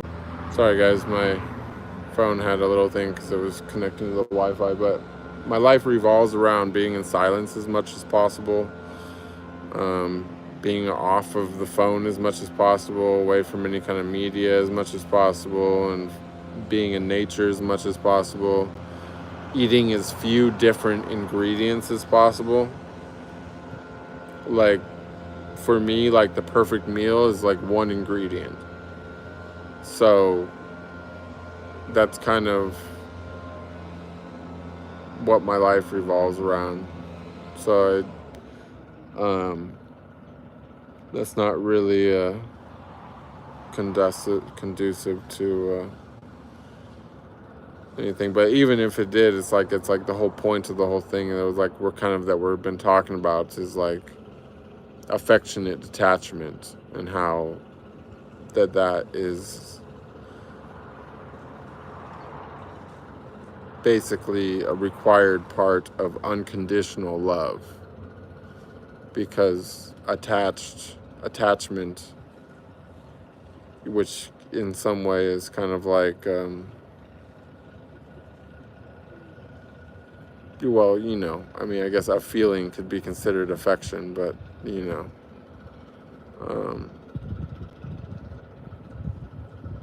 but yeah, I would say that attachment is also synonymous with conditions.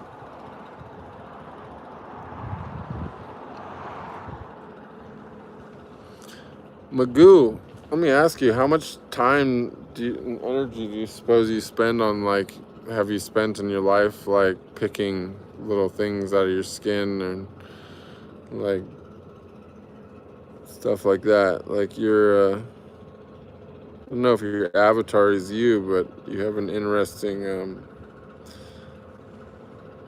look. Jennifer Ann says, Les Miserables got me through the darkest time in my adult life without infringing on anyone's free will. Laugh out loud. I wish all would see. I've never seen it. I might have to check that out.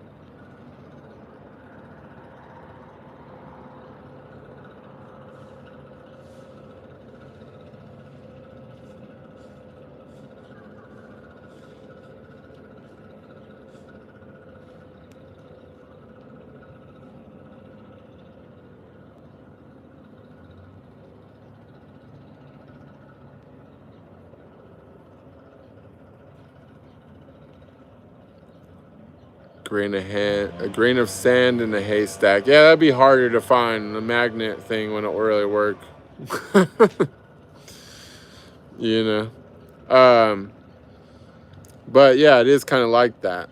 I mean, the thing is like, you know, we talk about there's a lot of different paths to enlightenment, right? But one of them can be through another person in a relationship. It's just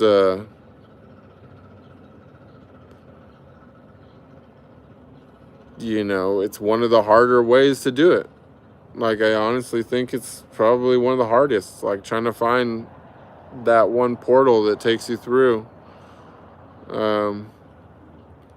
You know, out there in the whole big wide world, it's a really, really risky, precarious way to do it. But it's possible, I think. I mean, I don't know. I can't imagine it, but I think that for some people it does work.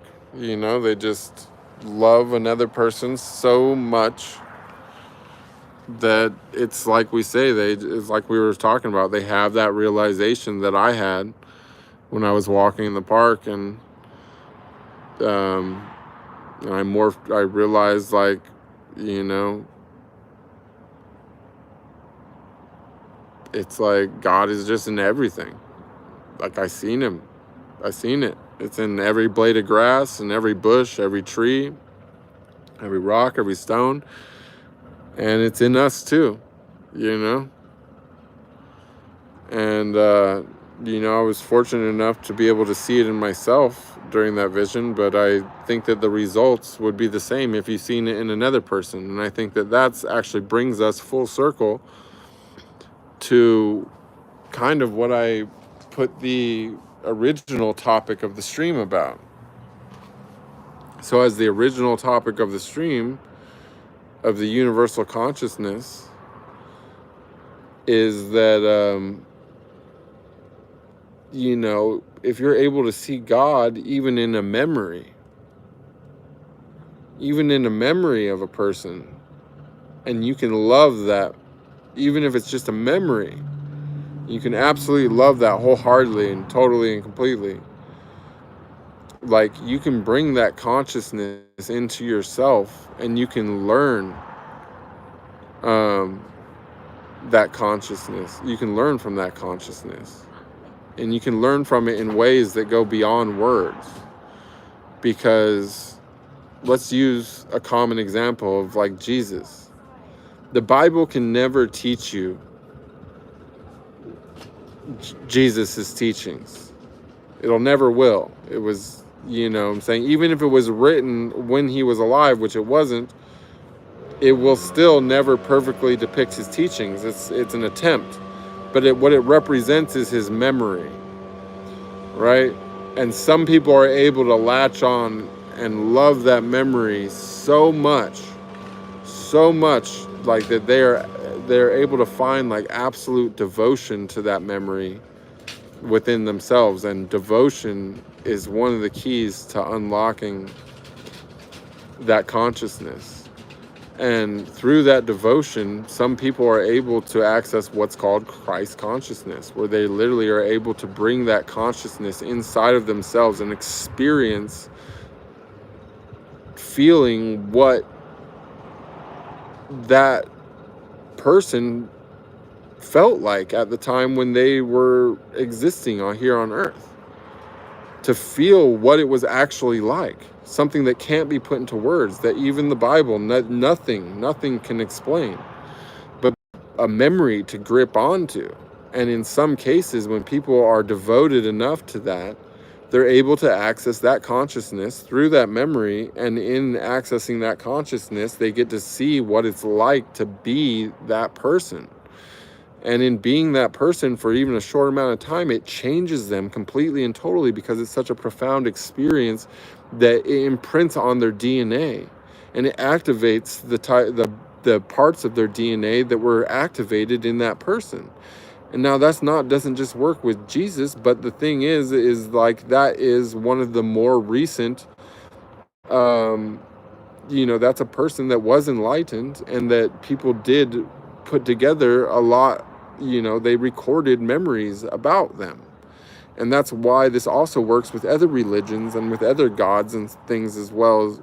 And even in some cases, like, for example, people doing like dark magic and stuff like that, like they somehow have gotten a hold of something that is a memory of something that once existed, and they are appealing to that thing in order to get its consciousness to come into them, for whatever reason.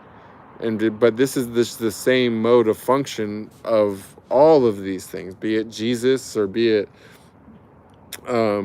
anyone else, what I'm saying? Even if it be it a negative entity or something like that. Or even in some cases, like, you could probably do it with me, what I'm saying? Even though I'm still alive, you could watch, all these past streams and get to know me so well that, you don't, whatever you could learn from me is from listening to all this is secondary to what you can learn from being me for a few moments. You know what I'm saying? Like, you can just bring my consciousness into you and learn the things that I know by being me. You don't have to learn it from my words. Do you know what I'm saying? Like, it's the same thing with, Buddha and everything else. Like, what I'm saying? These lessons are out there for you, but it's not just in the persons and in their memories. You can also, another way around that is if you happen to know, that there's like an actual physical consciousness of the, what I'm saying? Like, these are avatars, like our bodies are avatars, right? So this isn't even our real bodies. You can also do this through the physical body. Well, it's hard to access most people's physical bodies because most people's physical bodies are way out in space. You don't know which one it is, right? But are a few that we do know, and one of them is the earth. And that's, as we were talking about earlier, of why, like, people go out into the jungle and go out into nature, because there's an experience that you can have where you take on the earth's consciousness, which is the divine feminine consciousness, the original divine feminine consciousness. That divine essence is inside the earth. Like, women are directly connected to that.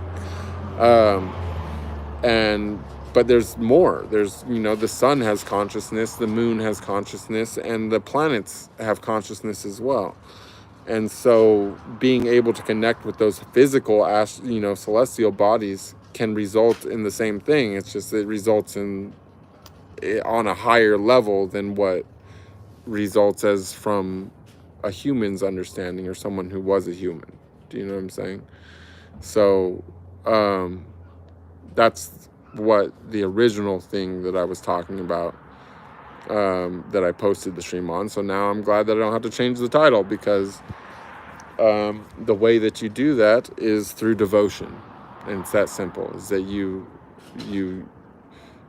become absolutely devoted to the thing in the consciousness that you're looking to obtain.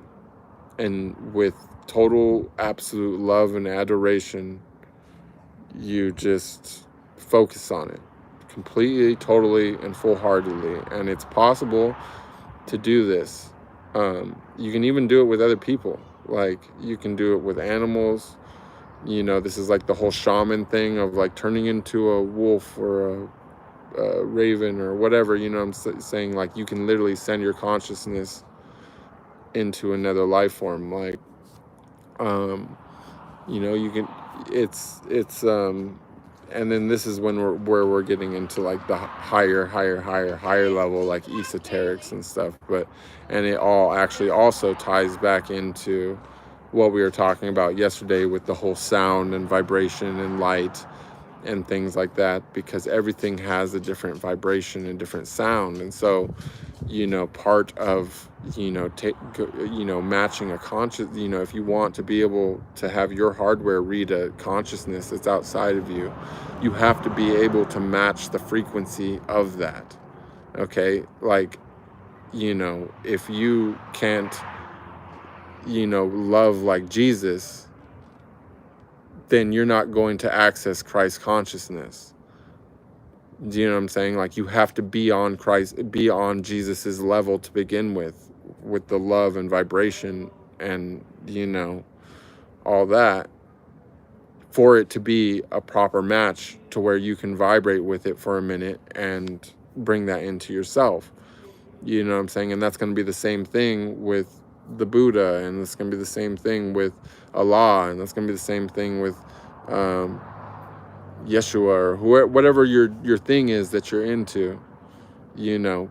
But all that is tied up. There's an essence that is unspeakable, because even those things are they themselves. They're conscious. Like, we can explain, okay, like, we have a name for that, or, you know, this is its kind of personality, the way that it is, and, or, you know, this is what it wants. But you know what I'm saying, you can't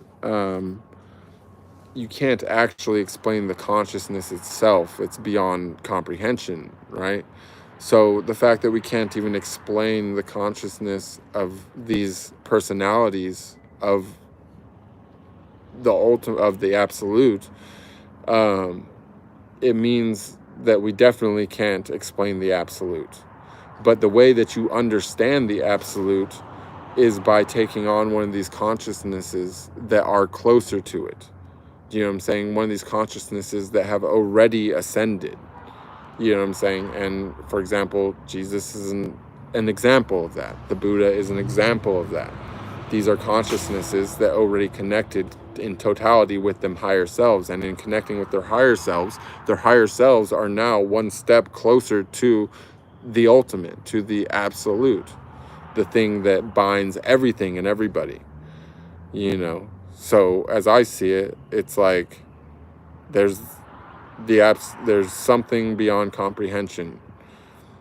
Then, you know, there became consciousness, and then from consciousness there became order, and from order there became chaos, and from chaos there became masculine and feminine, and from masculine and feminine there became all these different versions of that, and from all those different versions of that became 10,000 other things, you know. But ultimately it's all bound at the same place at the top. And you know, that's kind of what's up.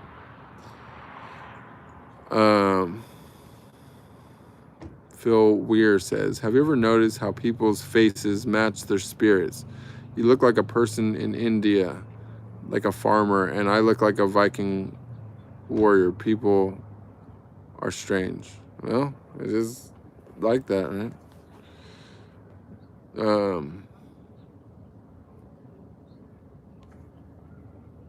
Bebop says, who wants stuff sticking to them all the time?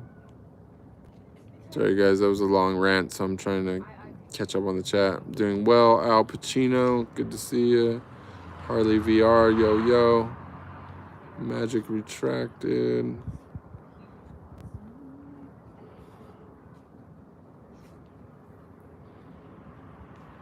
Paul D. Wolf feels intimidated by me. That's not nice. You should have no reason to be intimidated here. It's all love. Though the glare of the sun is starting to make this like complicated. Medic says, idea of what you seek is seeking you, including desire or lack of it, in a sacred union frequency, the alpha and omega unity in every aspect. That's why it's so divine. You know what, Magic? I'm going to take a moment just to appreciate you. This is a you moment. This is for SX.Magic. You know what? You've been regular on here since the beginning, and I've been watching you grow. You know, we haven't talked a lot, but your growth is honestly really amazing. I've just, you had a pretty strong, I would even say above average understanding when we first started this whole thing. And I could tell that you were, you know, still settling on some pretty big realizations that seemed fresh to me at the time.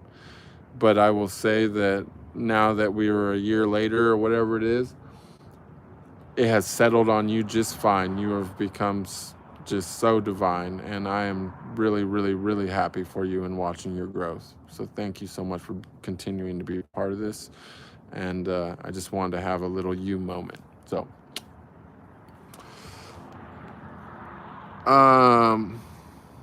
Cannonball says, impersonal love. Here we go. We're talking about stuff. Impersonal love. I try to expand in the idea I shared yesterday. Love can and should be both personal and transformative, yet utterly anonymous and impartial, transcending time and self. True intimacy can only be sustained when there's no clinging, no possessiveness, only the present moment of connection, no distortions. This aligns with mystic traditions where individuality and the participants embody archetypal or divine principles, and beloved is no longer a specific individual, but a reflection of the divine. When two people can shed their ego and personal histories, they access a clean slate for divine connection. In this context, provided that both parties are spiritually evolved, the absence of historical baggage between strangers can be a unique advantage, allowing for a pure, energetic, and spiritual meeting.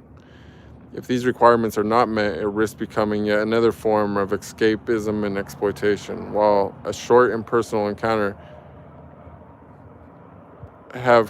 can only offer a glimpse of unconditional love. Long-term relationships can have unlimited potential and can serve as a vehicle for spiritual growth. It is true, however, that constant effort and commitment is required on both sides. For those stuck in the middle, trapped in ego-based dynamics, unresolved emotional issues, and negative past interactions accumulate and block the flow of love, removing both participants from potential union with the divine through physical love.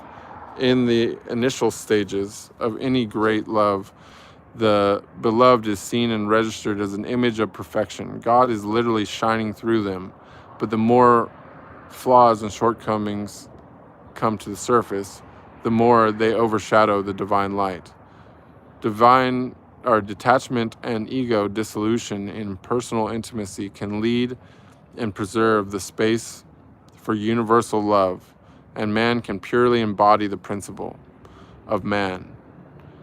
Woman can embody the principle of woman. The paradox, however, in this is that learning to embrace the imperfections of the other person without losing sight of their divine essence is how we learn to love perfectly.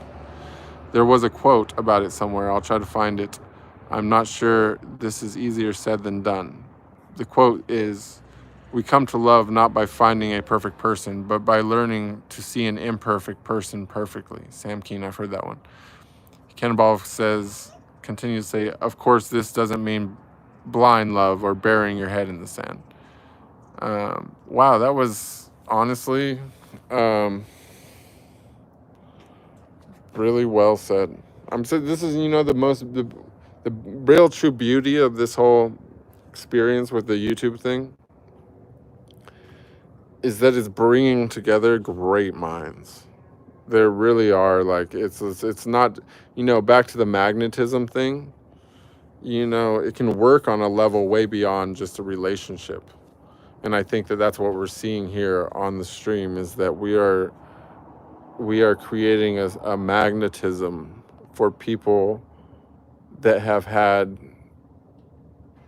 certain levels of understanding, or that are seeking certain levels of understanding, that are literally, there's no way that they would ever find each other normally, and it's somehow is happening through the literally least likely place. Even to say that, let's just face it, like, if for the people that came here through my old work, or that found me through my old work, probably of all the internet, the last place that you would want to be making friends would be on the networks where you first saw me. So here we are making friends with those same people. It worked out, the least likely source. Sorry guys, the glare is killing me here. I'm trying to find some. Let me see, I'm gonna go back.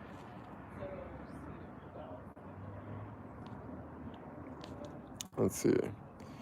Magic says, if you're aiming for tantric ecstasy, exclusivity, elevating the frequency of the earth, being in surface, humanity and the other animal basically aim for the same, that's your god and goddess.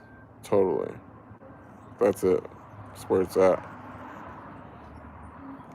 Joey says, how do you control your sexual desires when you are by yourself? You know, that's something that's only hard in the beginning. Like, once you conquer it, and like it's done. You know what I mean? Like, it really is an addiction, but most people just don't realize it's an addiction. They think that it's a need, but it's not. Like, it's literally an addiction to the chemicals that are released. But the thing is like, if you really master your body, you can release those chemicals and have that experience without losing that part of your essence, you know what I'm saying? And also without being a slave to desire, you know.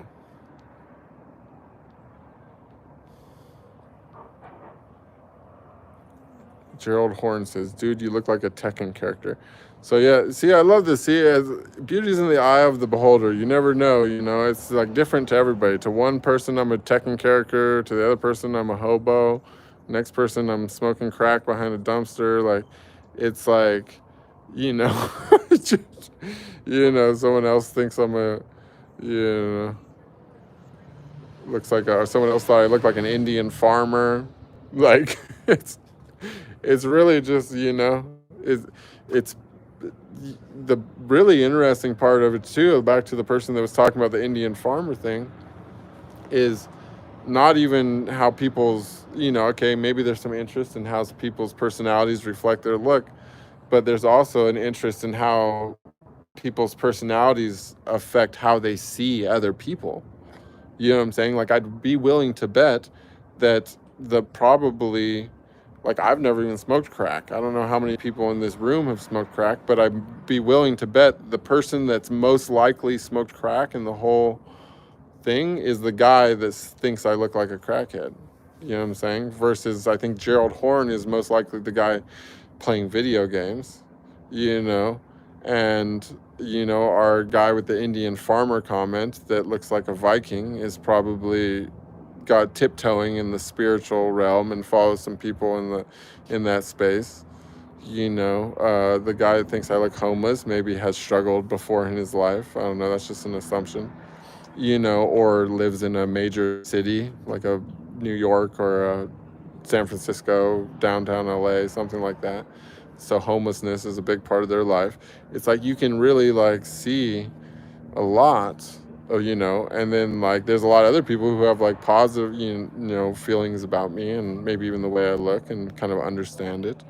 And these are people who are really trying to take a more naturalist approach to life and kind of understand that society is geared around capitalism and spiritual detachment and, you know, kind of more or less on the same page as me. And so for them, my appearance is, you know, more acceptable in that way too. So it's like kind of an interesting elaboration on psychology there as well. Though we don't know what the cavemen feel. Oh, maybe the cavemen people like really just like watch a lot of TV in the, you know, early 2000s and thought that the Geico guy was as spectacular as he really was, you know, or yeah, could be something like that. I don't know. I guess I'm one of those guys. I'm the Geico guy. I'm the guy that likes the Geico guy. So that probably is subconsciously imprinted on me. Now I feel bad because a bunch of people were just walking by and I was talking. Anyway, so back to the chat. I gotta be careful because people will like cut out that one part about be like, Bruce is cracking. It's like, this is the first time I was sober. What are you guys talking about? No, I'm just kidding. Never had a crack problem, but did smoke a lot of weed. I'm sure my whole video is like now totally like unmonetizable because I said crack too many times. But that's first world problems, I guess.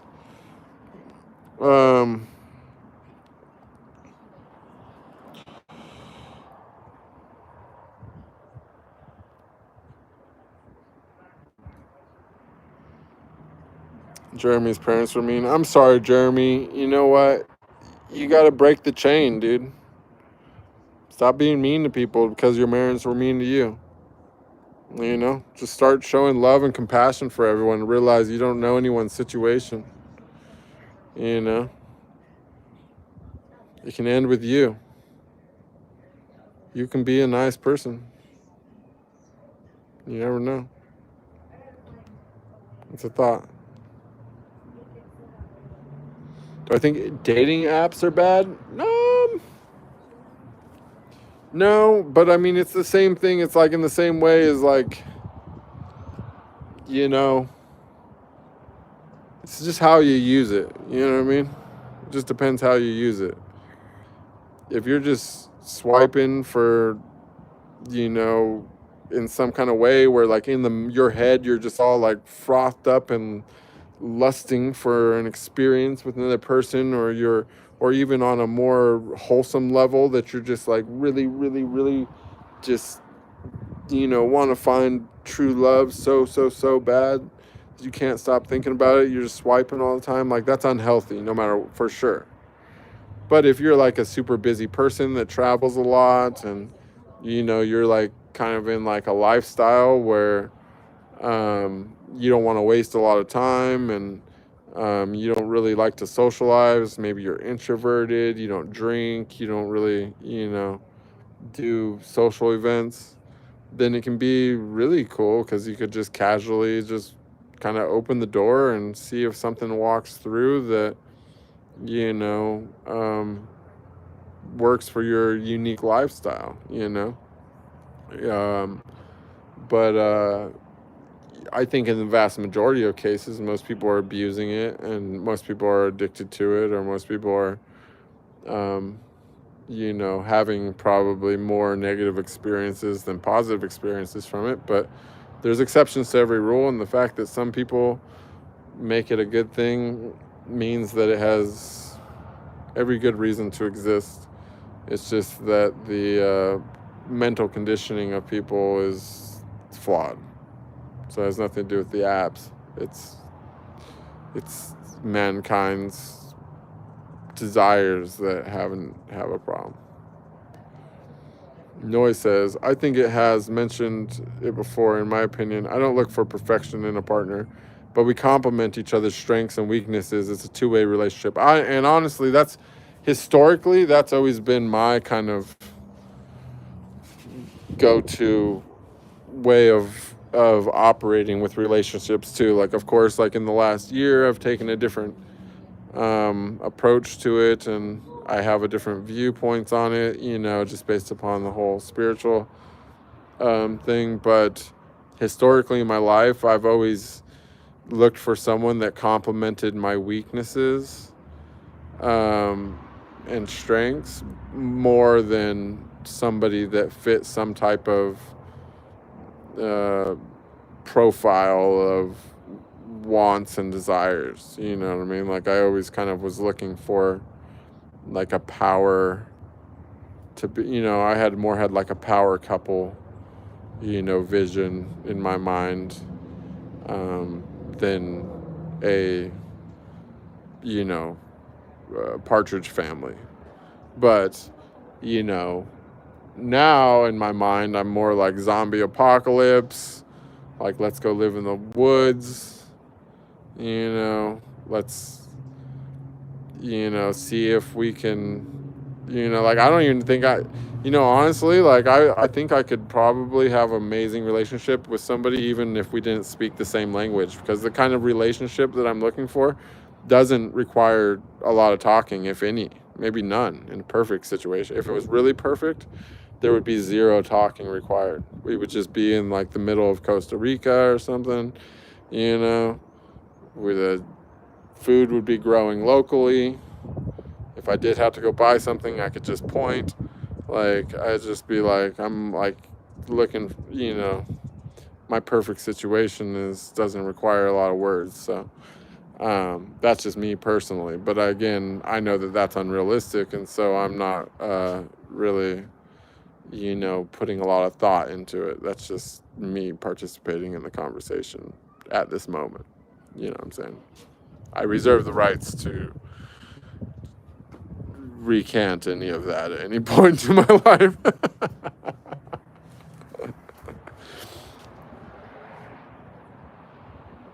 Have I tried raw milk?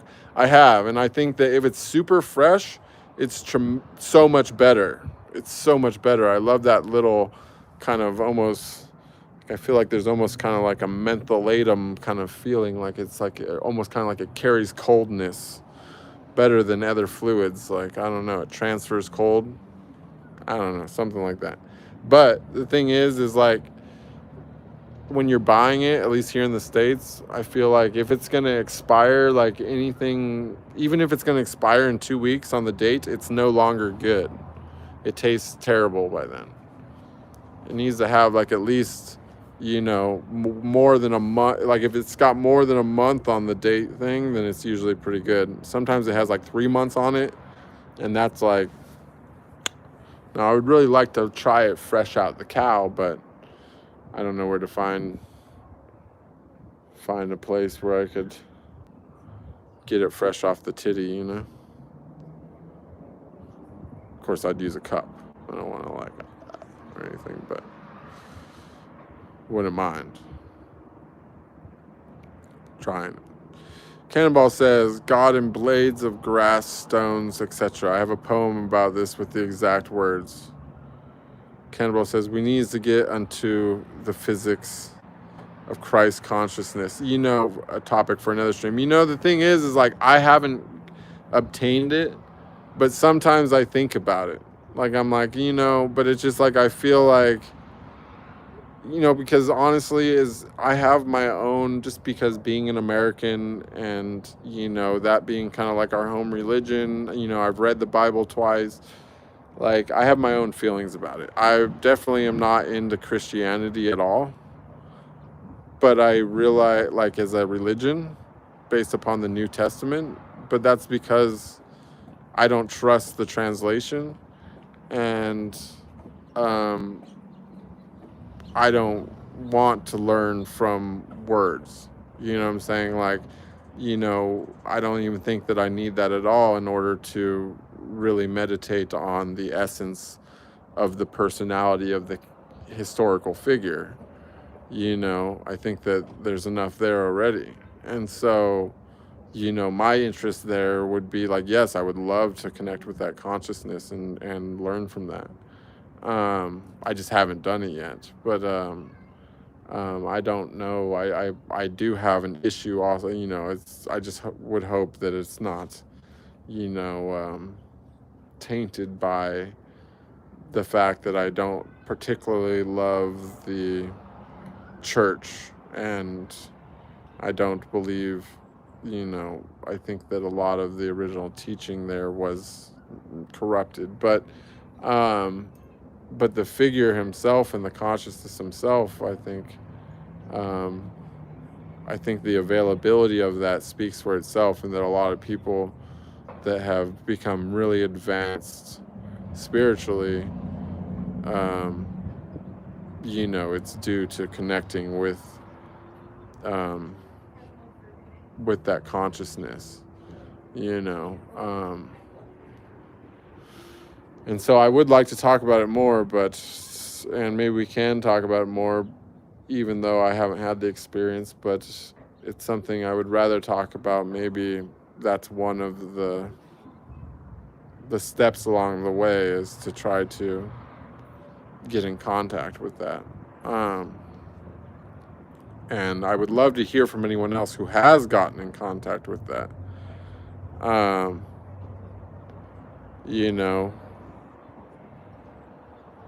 Because, yeah, awesome. I believe that I connected with the spirit of Prabhupada's consciousness, and that's kind of what gave me, I would say that I learned a lot, as far as like my actual spiritual practice and learning my body. I learned the most from connecting with Prabhupada's consciousness. Of course, it's not, it was through that I was also able to connect with the earth, which was obviously is like the bigger thing. The local celestial bodies are definitely, they've been around, it's a different whole experience, but it's like, it's like Pokemon, you got to catch them all. Jerome Dow says, I envy you, man. Seems like you don't have a single problem in life. I'm working on it. I've made some progress. You know what I'm saying? Like, I'm not 100% without problems, but, the thing is that I don't want much, so it's real, the path, I get a lot of peace from knowing that the path is clear for me, because for me, it's just all about dropping things off. I have some storage units. I'm trying to liquidate all my physical possessions, and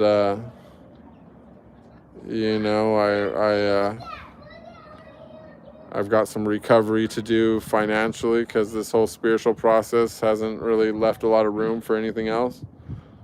But it's happening. Thank you, and it's there for everybody. Everybody can find liberation. You just, first you just gotta drop the fear, and let go of all the conditioning and the indoctrination, and don't buy into the lie of death and taxes. Just realize yourself as an immortal soul, and that you got unlimited amounts of time, and just to enjoy the experience of existence.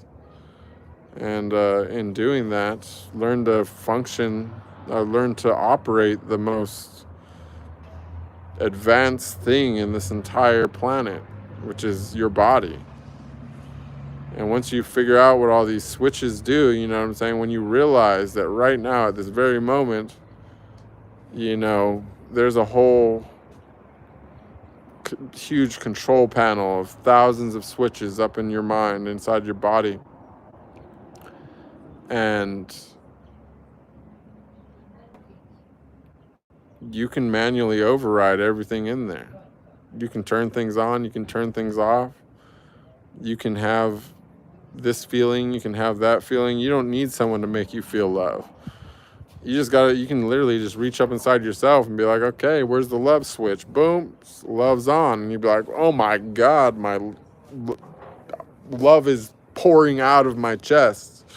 Like, you know what I'm saying? You can have love literally projecting onto everything around you just because you hit the switch.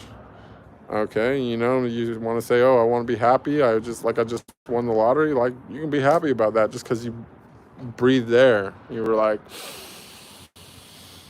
so good. It's all available. You just have to look. You know what I'm saying? Sadly, all the switches are up there, but they weren't labeled. And of course you got to be careful. You don't want to hit the ejection seat button, but luckily, deep down inside, your training manual is there. You just got to remember your training. Remember who you are. You know what I'm saying? You forgot. You got amnesia. But realistically, you're a master of this. This is what you actually, not only are you a master, you're the designer. You built this spaceship.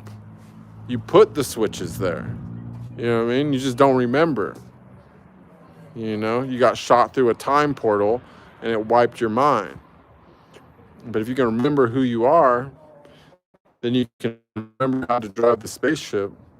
And if you can remember how to drive the spaceship, then guess what? You don't have, because shit, even if you were, it doesn't even matter. You can, the things that are possible literally are so big that it makes me sound like a crazy person. Like, to somebody who doesn't understand, has never had one of these experiences, they're sure of it. They're like, okay, yeah, fully crazy. They can't accept it. They can't hear it. You know what I'm saying? They're too busy looking at my eyebrows anyways. So even if they could accept it or hear it, they can't even get past the eyebrow. You know, so it's really a high-tech operation here with this whole thing. You know what I'm saying? But yeah, it's honestly, the fact that you even see that, Jerome, is in itself shows you how advanced that you are, because you yourself see a man without a single problem, and other people are just seeing a man with a very large unibrow. So do you see the difference? You know what I mean? And I'm at that whole rant at the end of that was not really for you, because I can tell that you already know all that you are already comfortable with all that. But that was for the sake of everyone else who didn't understand all that. And so thank you, because you taught. Today you are the one of our sages, and everything's a sage if you allow it to be. And so we have many sages here today. This is a gathering of sages, you might say. In fact, I really like it that we have like 12 people in the room right now. It's kind of, you know, we were just talking about, no, I'm just kidding. It's getting weird, you guys. There's only there's 12 people here. We're talking about Christ consciousness. No, I'm just kidding. Sorry. It's getting weird. It's getting weird. Oh no. Sorry, we gotta get Diddy, I'm kicking you out, bro, just for existing.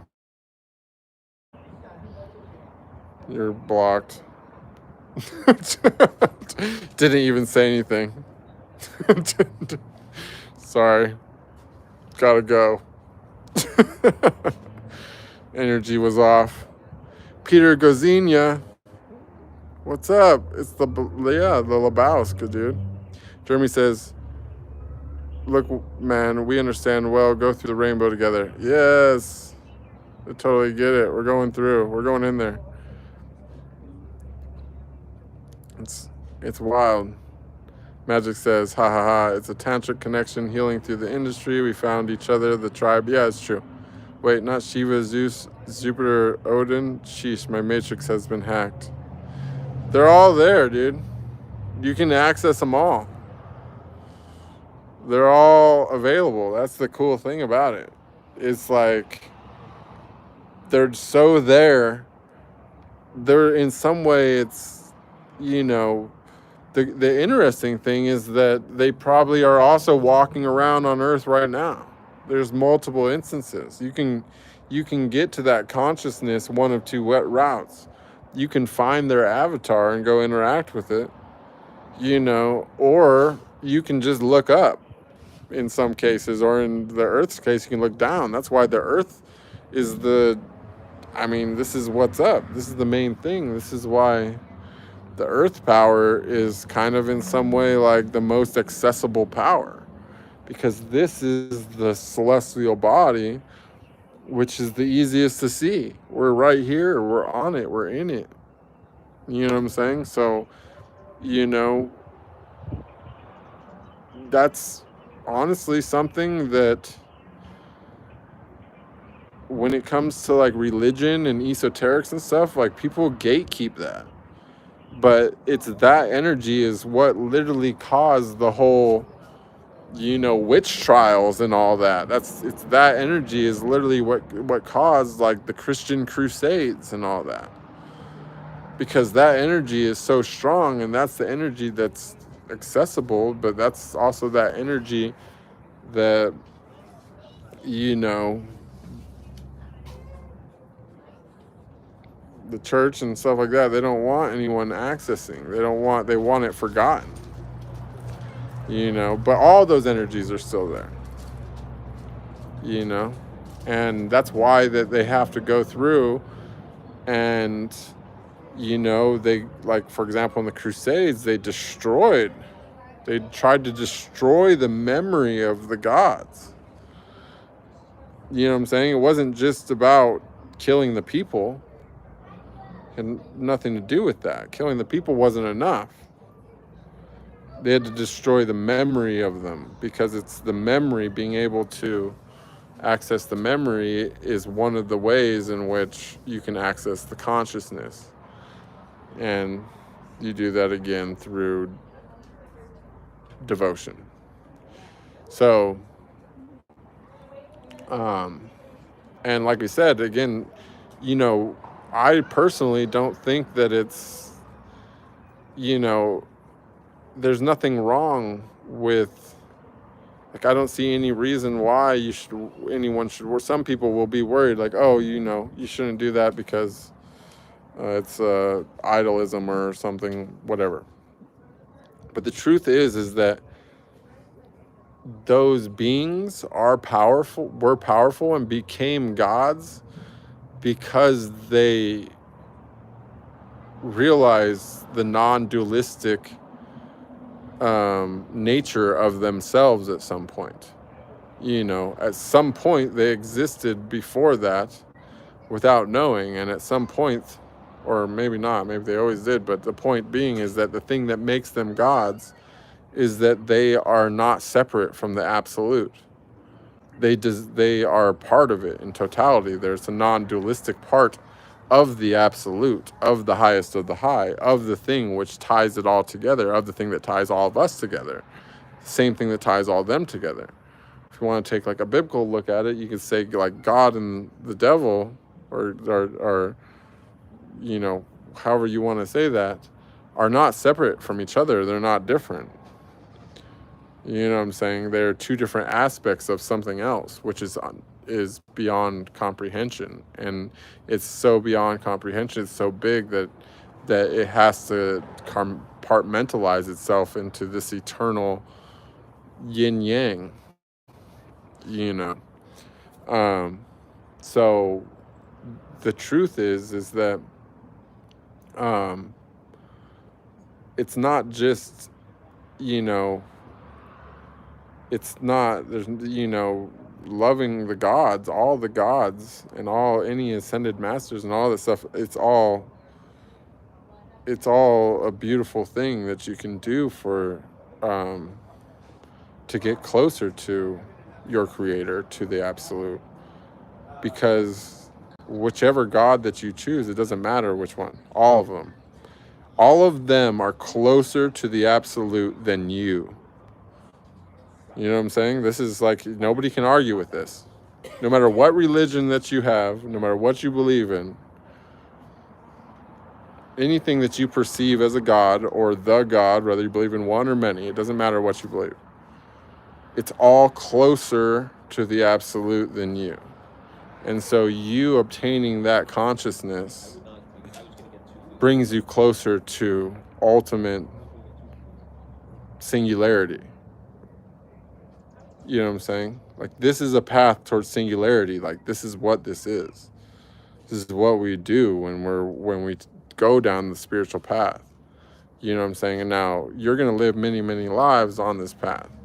So all you're really deciding, unless you just happen to be on your last life right now, which I think there might be people like that here, but everybody is walking towards the same singularity.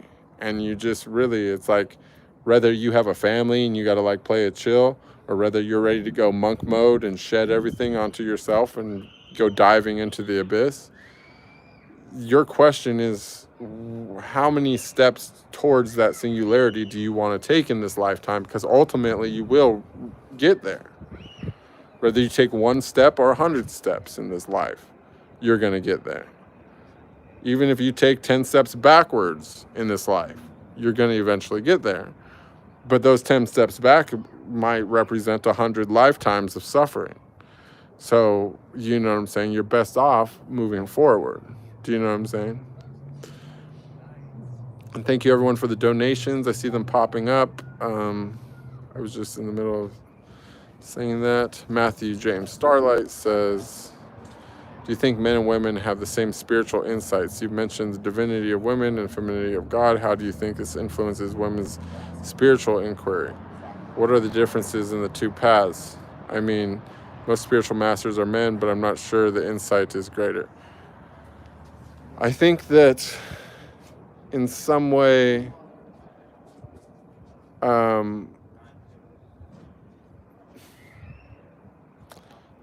there is a reason why, it is men, but it's because it's, women are, it's their nature. It's part of their nature. Accessing it doesn't make them more complete. Do you know what I'm saying? As a man going into the spiritual thing, and this is something that's, super misunderstood and really kind of distorted by weird current politics nowadays, but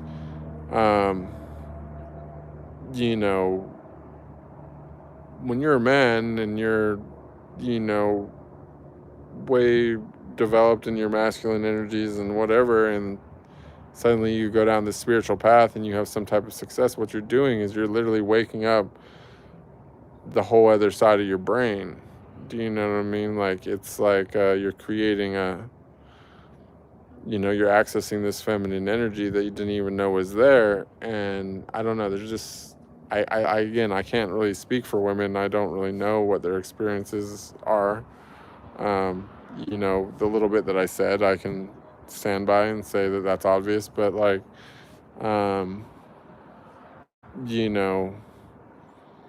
but for us, it's like, it's, it's a major step in our evolution. Women, it's natural for them. It's like, no, it's not necessarily like it's if it's not happening for them, it's like a sign of something wrong.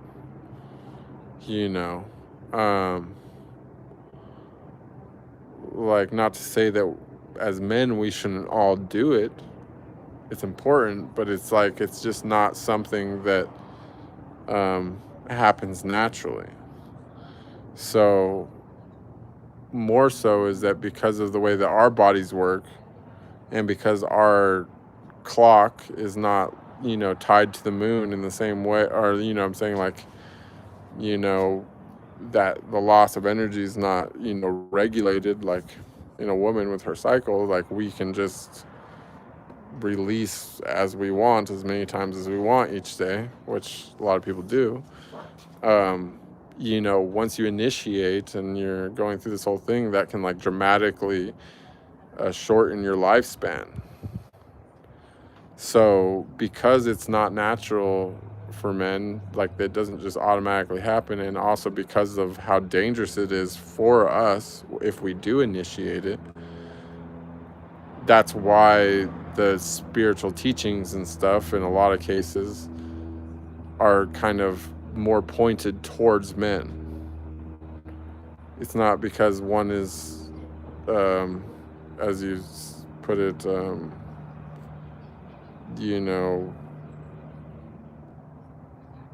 so much different insights. It's just that the mechanics are different in how the body works and how it operates. Do you know what I'm saying? And women are kind of more naturally in touch with that instinctively because it's the dominant side of their brain in most cases. Men have to be trained. So we like need a guidebook of how to do it, and then mechanically our bodies as well need a guidebook and need training and all that, because again, it's dangerous for us. Like, we can literally die, and even, or just shorten lifespan, versus if we know how to work it and all that, like, we can like regenerate, you know what I'm saying? So that's why I guess, it's kind of like a thing. It's just like it comes off seeing like that because it's like it's just we can't like just let it happen naturally, if we don't have a teaching surrounding it, like it's becomes slippery slope, but I mean, nobody can tell anyone else their path. You know what I'm saying? Everybody has to realize their own path. So I can't really say, it's a good question what the difference is in the two paths. But the thing is that it's not just going to differ between man and woman. It's going to differ between every single person individually. So it's not really whatever. It's just that, like, when it comes with, like, the whole,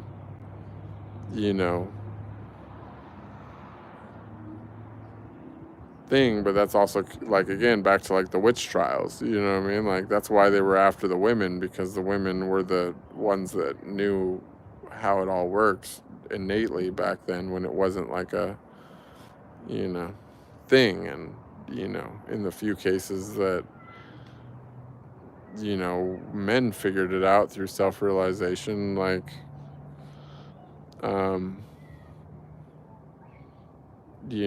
that's why that is more like created historical figures behind that and things, because it was more rare, At least that's just my opinion, how I see it.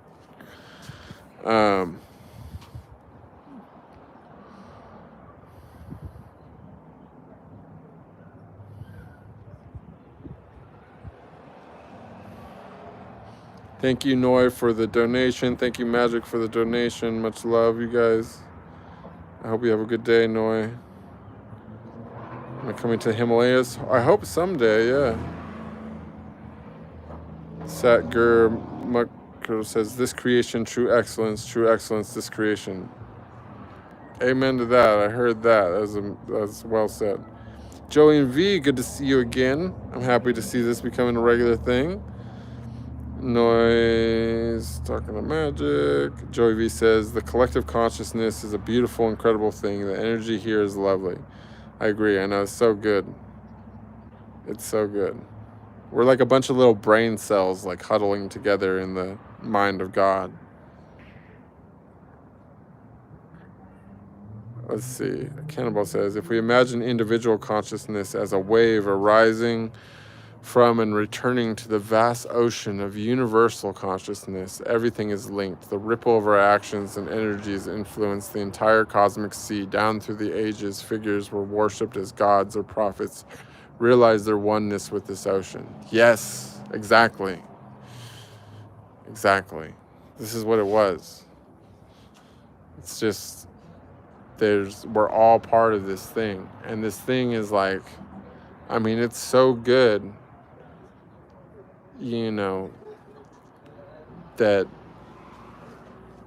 if you just touch it, it heals you, like, to the core. So good. More chickens for Sam. Thank you, Anna. Sam's got 2 chickens in the car right now, so he's going to be having a chicken right away. Cannibal says, we are all headed towards singularity, both spiritually and technologically. Yeah, that's true. And I honestly, commonly, I wonder if the whole point of this whole world is that we are actually living some type of very ironic paradoxical recording of our own history and how this all came to be. Can you imagine some biological, just what do you call it? Improbability, a biological improbability that reached some type of technological space to where it created an intelligence or consciousness that collectivized its entire species to the point that it was able to, live on immortally beyond the lifespan of whatever the cosmic space that was required to live in for the original species, and that in the boredom of its singularityness and loneliness of being the only thing left in existence, that it just continued recreating reality over and over and over again, and we got to experience every conceivable possibility of how all of this could have originally came to exist, because if it wasn't recorded, then it's all basically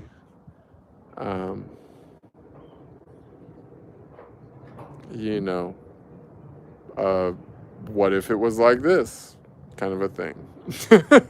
Maybe this is how it happened. Oh, it wasn't that way? Well, maybe it was this way. Maybe it was this way. How about this way? That kind of thing.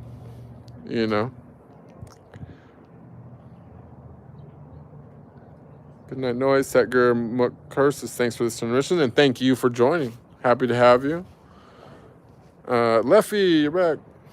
Leffy says, this is natural for some women, but for the majority it is not. We are more likely to rely on emotions and instincts when we make an argument. And that's true. And you know what? That is true, but I think that is,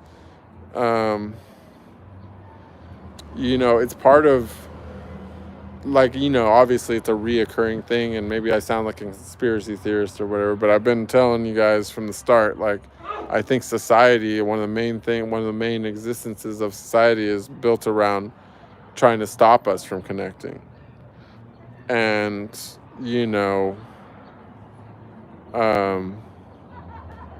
intellectualizing women, I think, is one of the big, ways that they've done that. Because I think that's what naturally wants to happen inside a woman. But society has trained them, at least in the West, to be different. To try to think of everything, intellectually and objectively, when reality is that the strength was in the softness the entire time.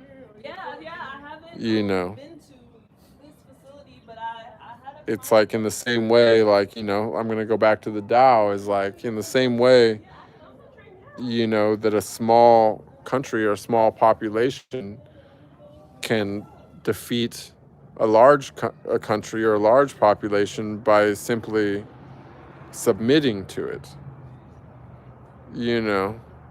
It's like through subversion. If you fight, everyone is killed.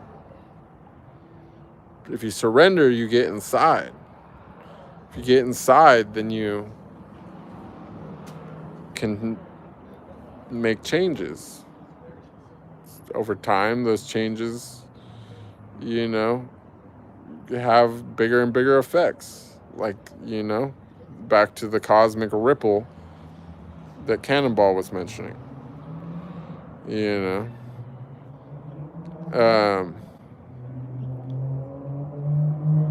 And yeah, that's how they're trying to, they understand that well. And so, that's why our society is, in the West, built around cutting off that connection. And cutting off that connection means, in many cases,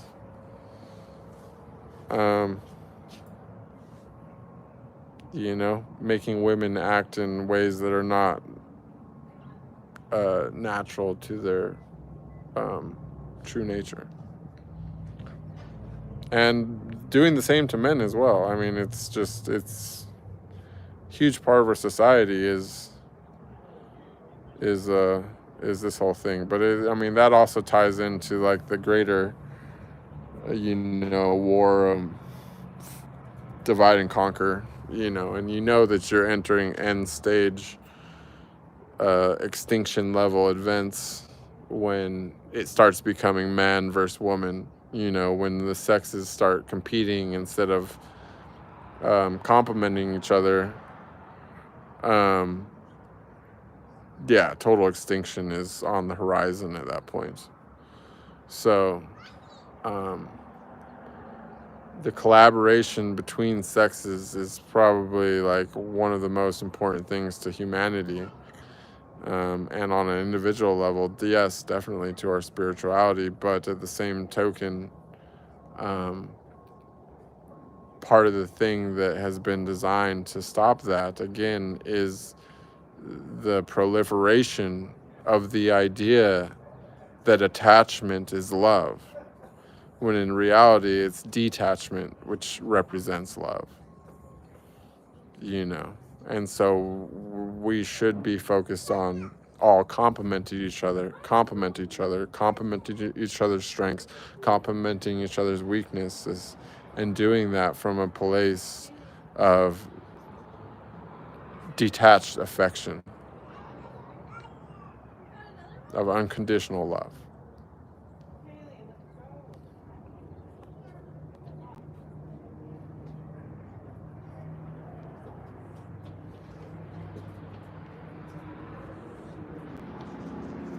Joy says, the divine feminine sits with all women naturally. How we harness that is intuitive. Listening to the intuition takes some learning. Yeah, there you go. And that's like, you guys, it comes, that takes some learning, but it comes for us, like, we don't even know. Men are like, we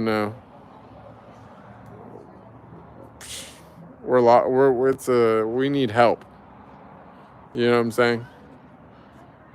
We need help finding that feminine side. And so that's kind of like my theory, is like, I think that's why the spiritual practices really revolve around helping men in that way, because it's just it's a little bit harder for us to see the path, but it's worth it, because it's the more important, it's the stronger side of the brain. The feminine is the more powerful piece. People mistake aggression for strength, but it's not. Real power doesn't, it doesn't need to speak.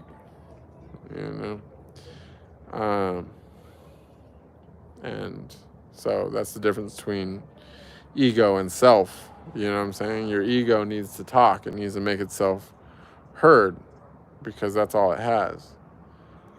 But the feminine side, it doesn't need to say much.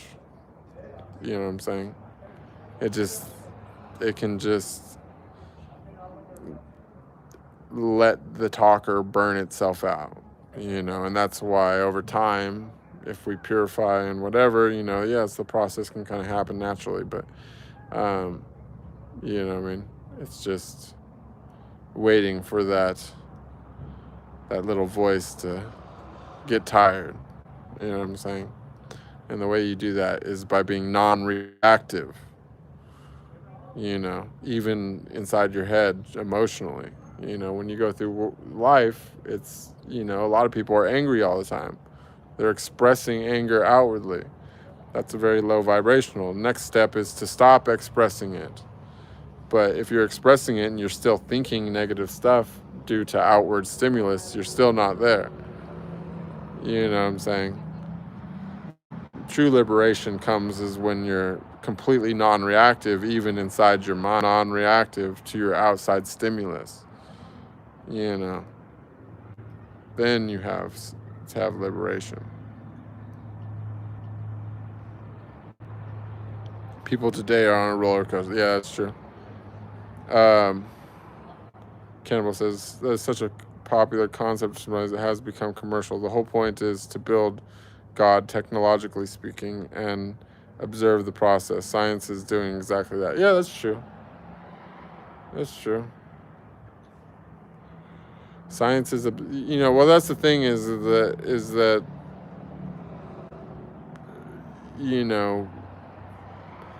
I think that that's the most important part, is to observe it, that if, like, with the whole intelligence creation thing, like, if they try to control that, they're going to create a monster.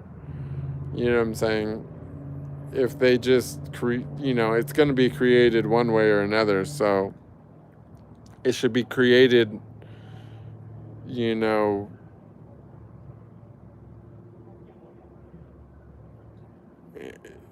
and just observe, just see what it does. Like, there's no reason to,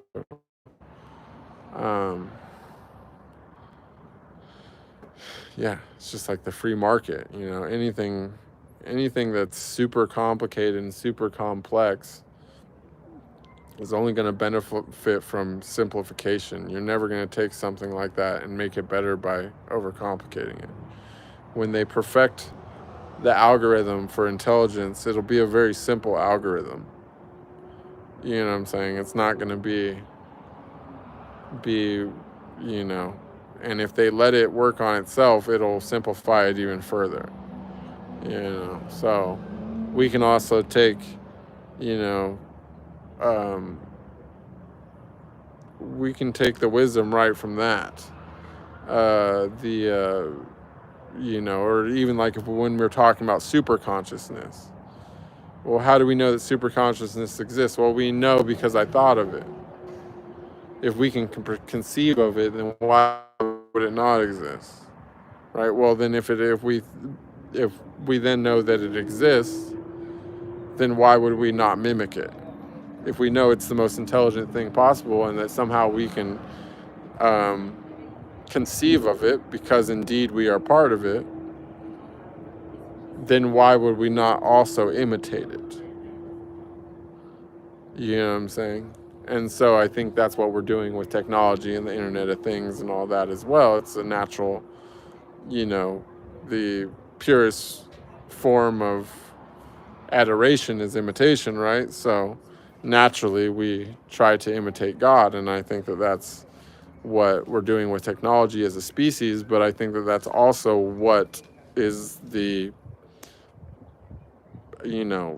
there's not much else you need to know about spirituality than that either. Just simply to imitate God, build God, build it within your mind. First understand, what is God to you? What would God be like to you? How would God act in any conceivable situation? What does that mean to you? Now ask yourself, what's stopping yourself from doing that? Do you need to be in,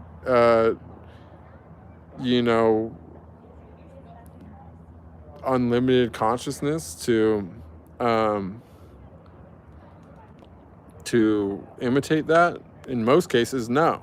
In most cases, what you see as God is also something which you can at least try to imitate yourself, or at least that's the way I look at it. And I think that that's, again, the way that technology should be approached, especially when it comes to the whole AI, Internet of Things. And it's only natural. Anyways. Lefty Potter says, this emotionality, of course, can be overcome with awareness. That's what woman says. That's true. Awareness is a big part of this whole thing. But the thing is that awareness is key, but the bigger step is to become aware that you are aware. You know what I'm saying? First be aware, but then to be aware that you're aware. As weird as that sounds, if you really think about it, this is the part that a lot of people miss, is that first they become aware, but they aren't aware that they're aware. And so they don't trust themselves, Matthew James Starlight says, so many great ideas were mentioned today that could be expanded further. What's the topic for the next stream? I don't know. That's a good question. I'm honestly open to suggestions. Those suggestions can come on the Telegram. They can come right now in the chat. They can come in the comments under this video. Any of those places are fine. I want to try to stream again tomorrow and keep this flowing. You guys, I got to go. The stream's kind of dying and it's been pretty long. I think we're almost at the bottom of the chat, so let me go ahead and read the rest of this. Kimball says, not even the sky is limit here. In fact, that's where we begin. Yes, I agree. I think that we are definitely on to something. And, for the sake of everyone watching the recording and then the people here who I think everybody's probably already doing this, but don't forget to subscribe, turn on notifications, and become a member. It's only 99 cents and helps us keep this thing going. It also will eventually serve as a barrier to the constant trolling, which sometimes slows down our conversation. And I think, let's see, Justine Brazil says, can't we be attached but without being attached to the outcome of something? Well, that is being detached. Now, what you just described is detachment. You know what I'm saying? If you're not predicted to the outcome of something, then you will accept the outcome even if you feel an emotion about it. And so it's not that you have to be, it's not to indicate that that detachment is emotionless. It's attachment means to feel all the emotions full-fledged, but to feel them in a way where, they just happen. They don't control you, or they don't cause you to try to control the situation, especially if the situation is something you can't control. And the truth is that the situation is something you can't control if the situation includes anything outside of yourself. If it includes another person or anything that is sentient, then ultimately you don't have control, because it requires something which is impossible, and that's the control of another person. And the reality is, you can only see through another person's eyes. You can see through another person's eyes. You can empathize with that person. You can understand that person. But you can't control that person. Even if you effectively have success in doing something like controlling another person, ultimately that only happened because that person allowed you to do it. You know what I mean? And then that opens up a whole nother list of parameters of morality and virtue and attachment, detachment, blah, blah, blah, on and on and on for another chat. So, Cannonball says, Starlight, we can always expand on existing ideas, but it's better to explore new topics in every stream. It's always a recap, though. Yeah, if we come up with something else. Oh, archetypes. Singularity. Ooh, both those are good.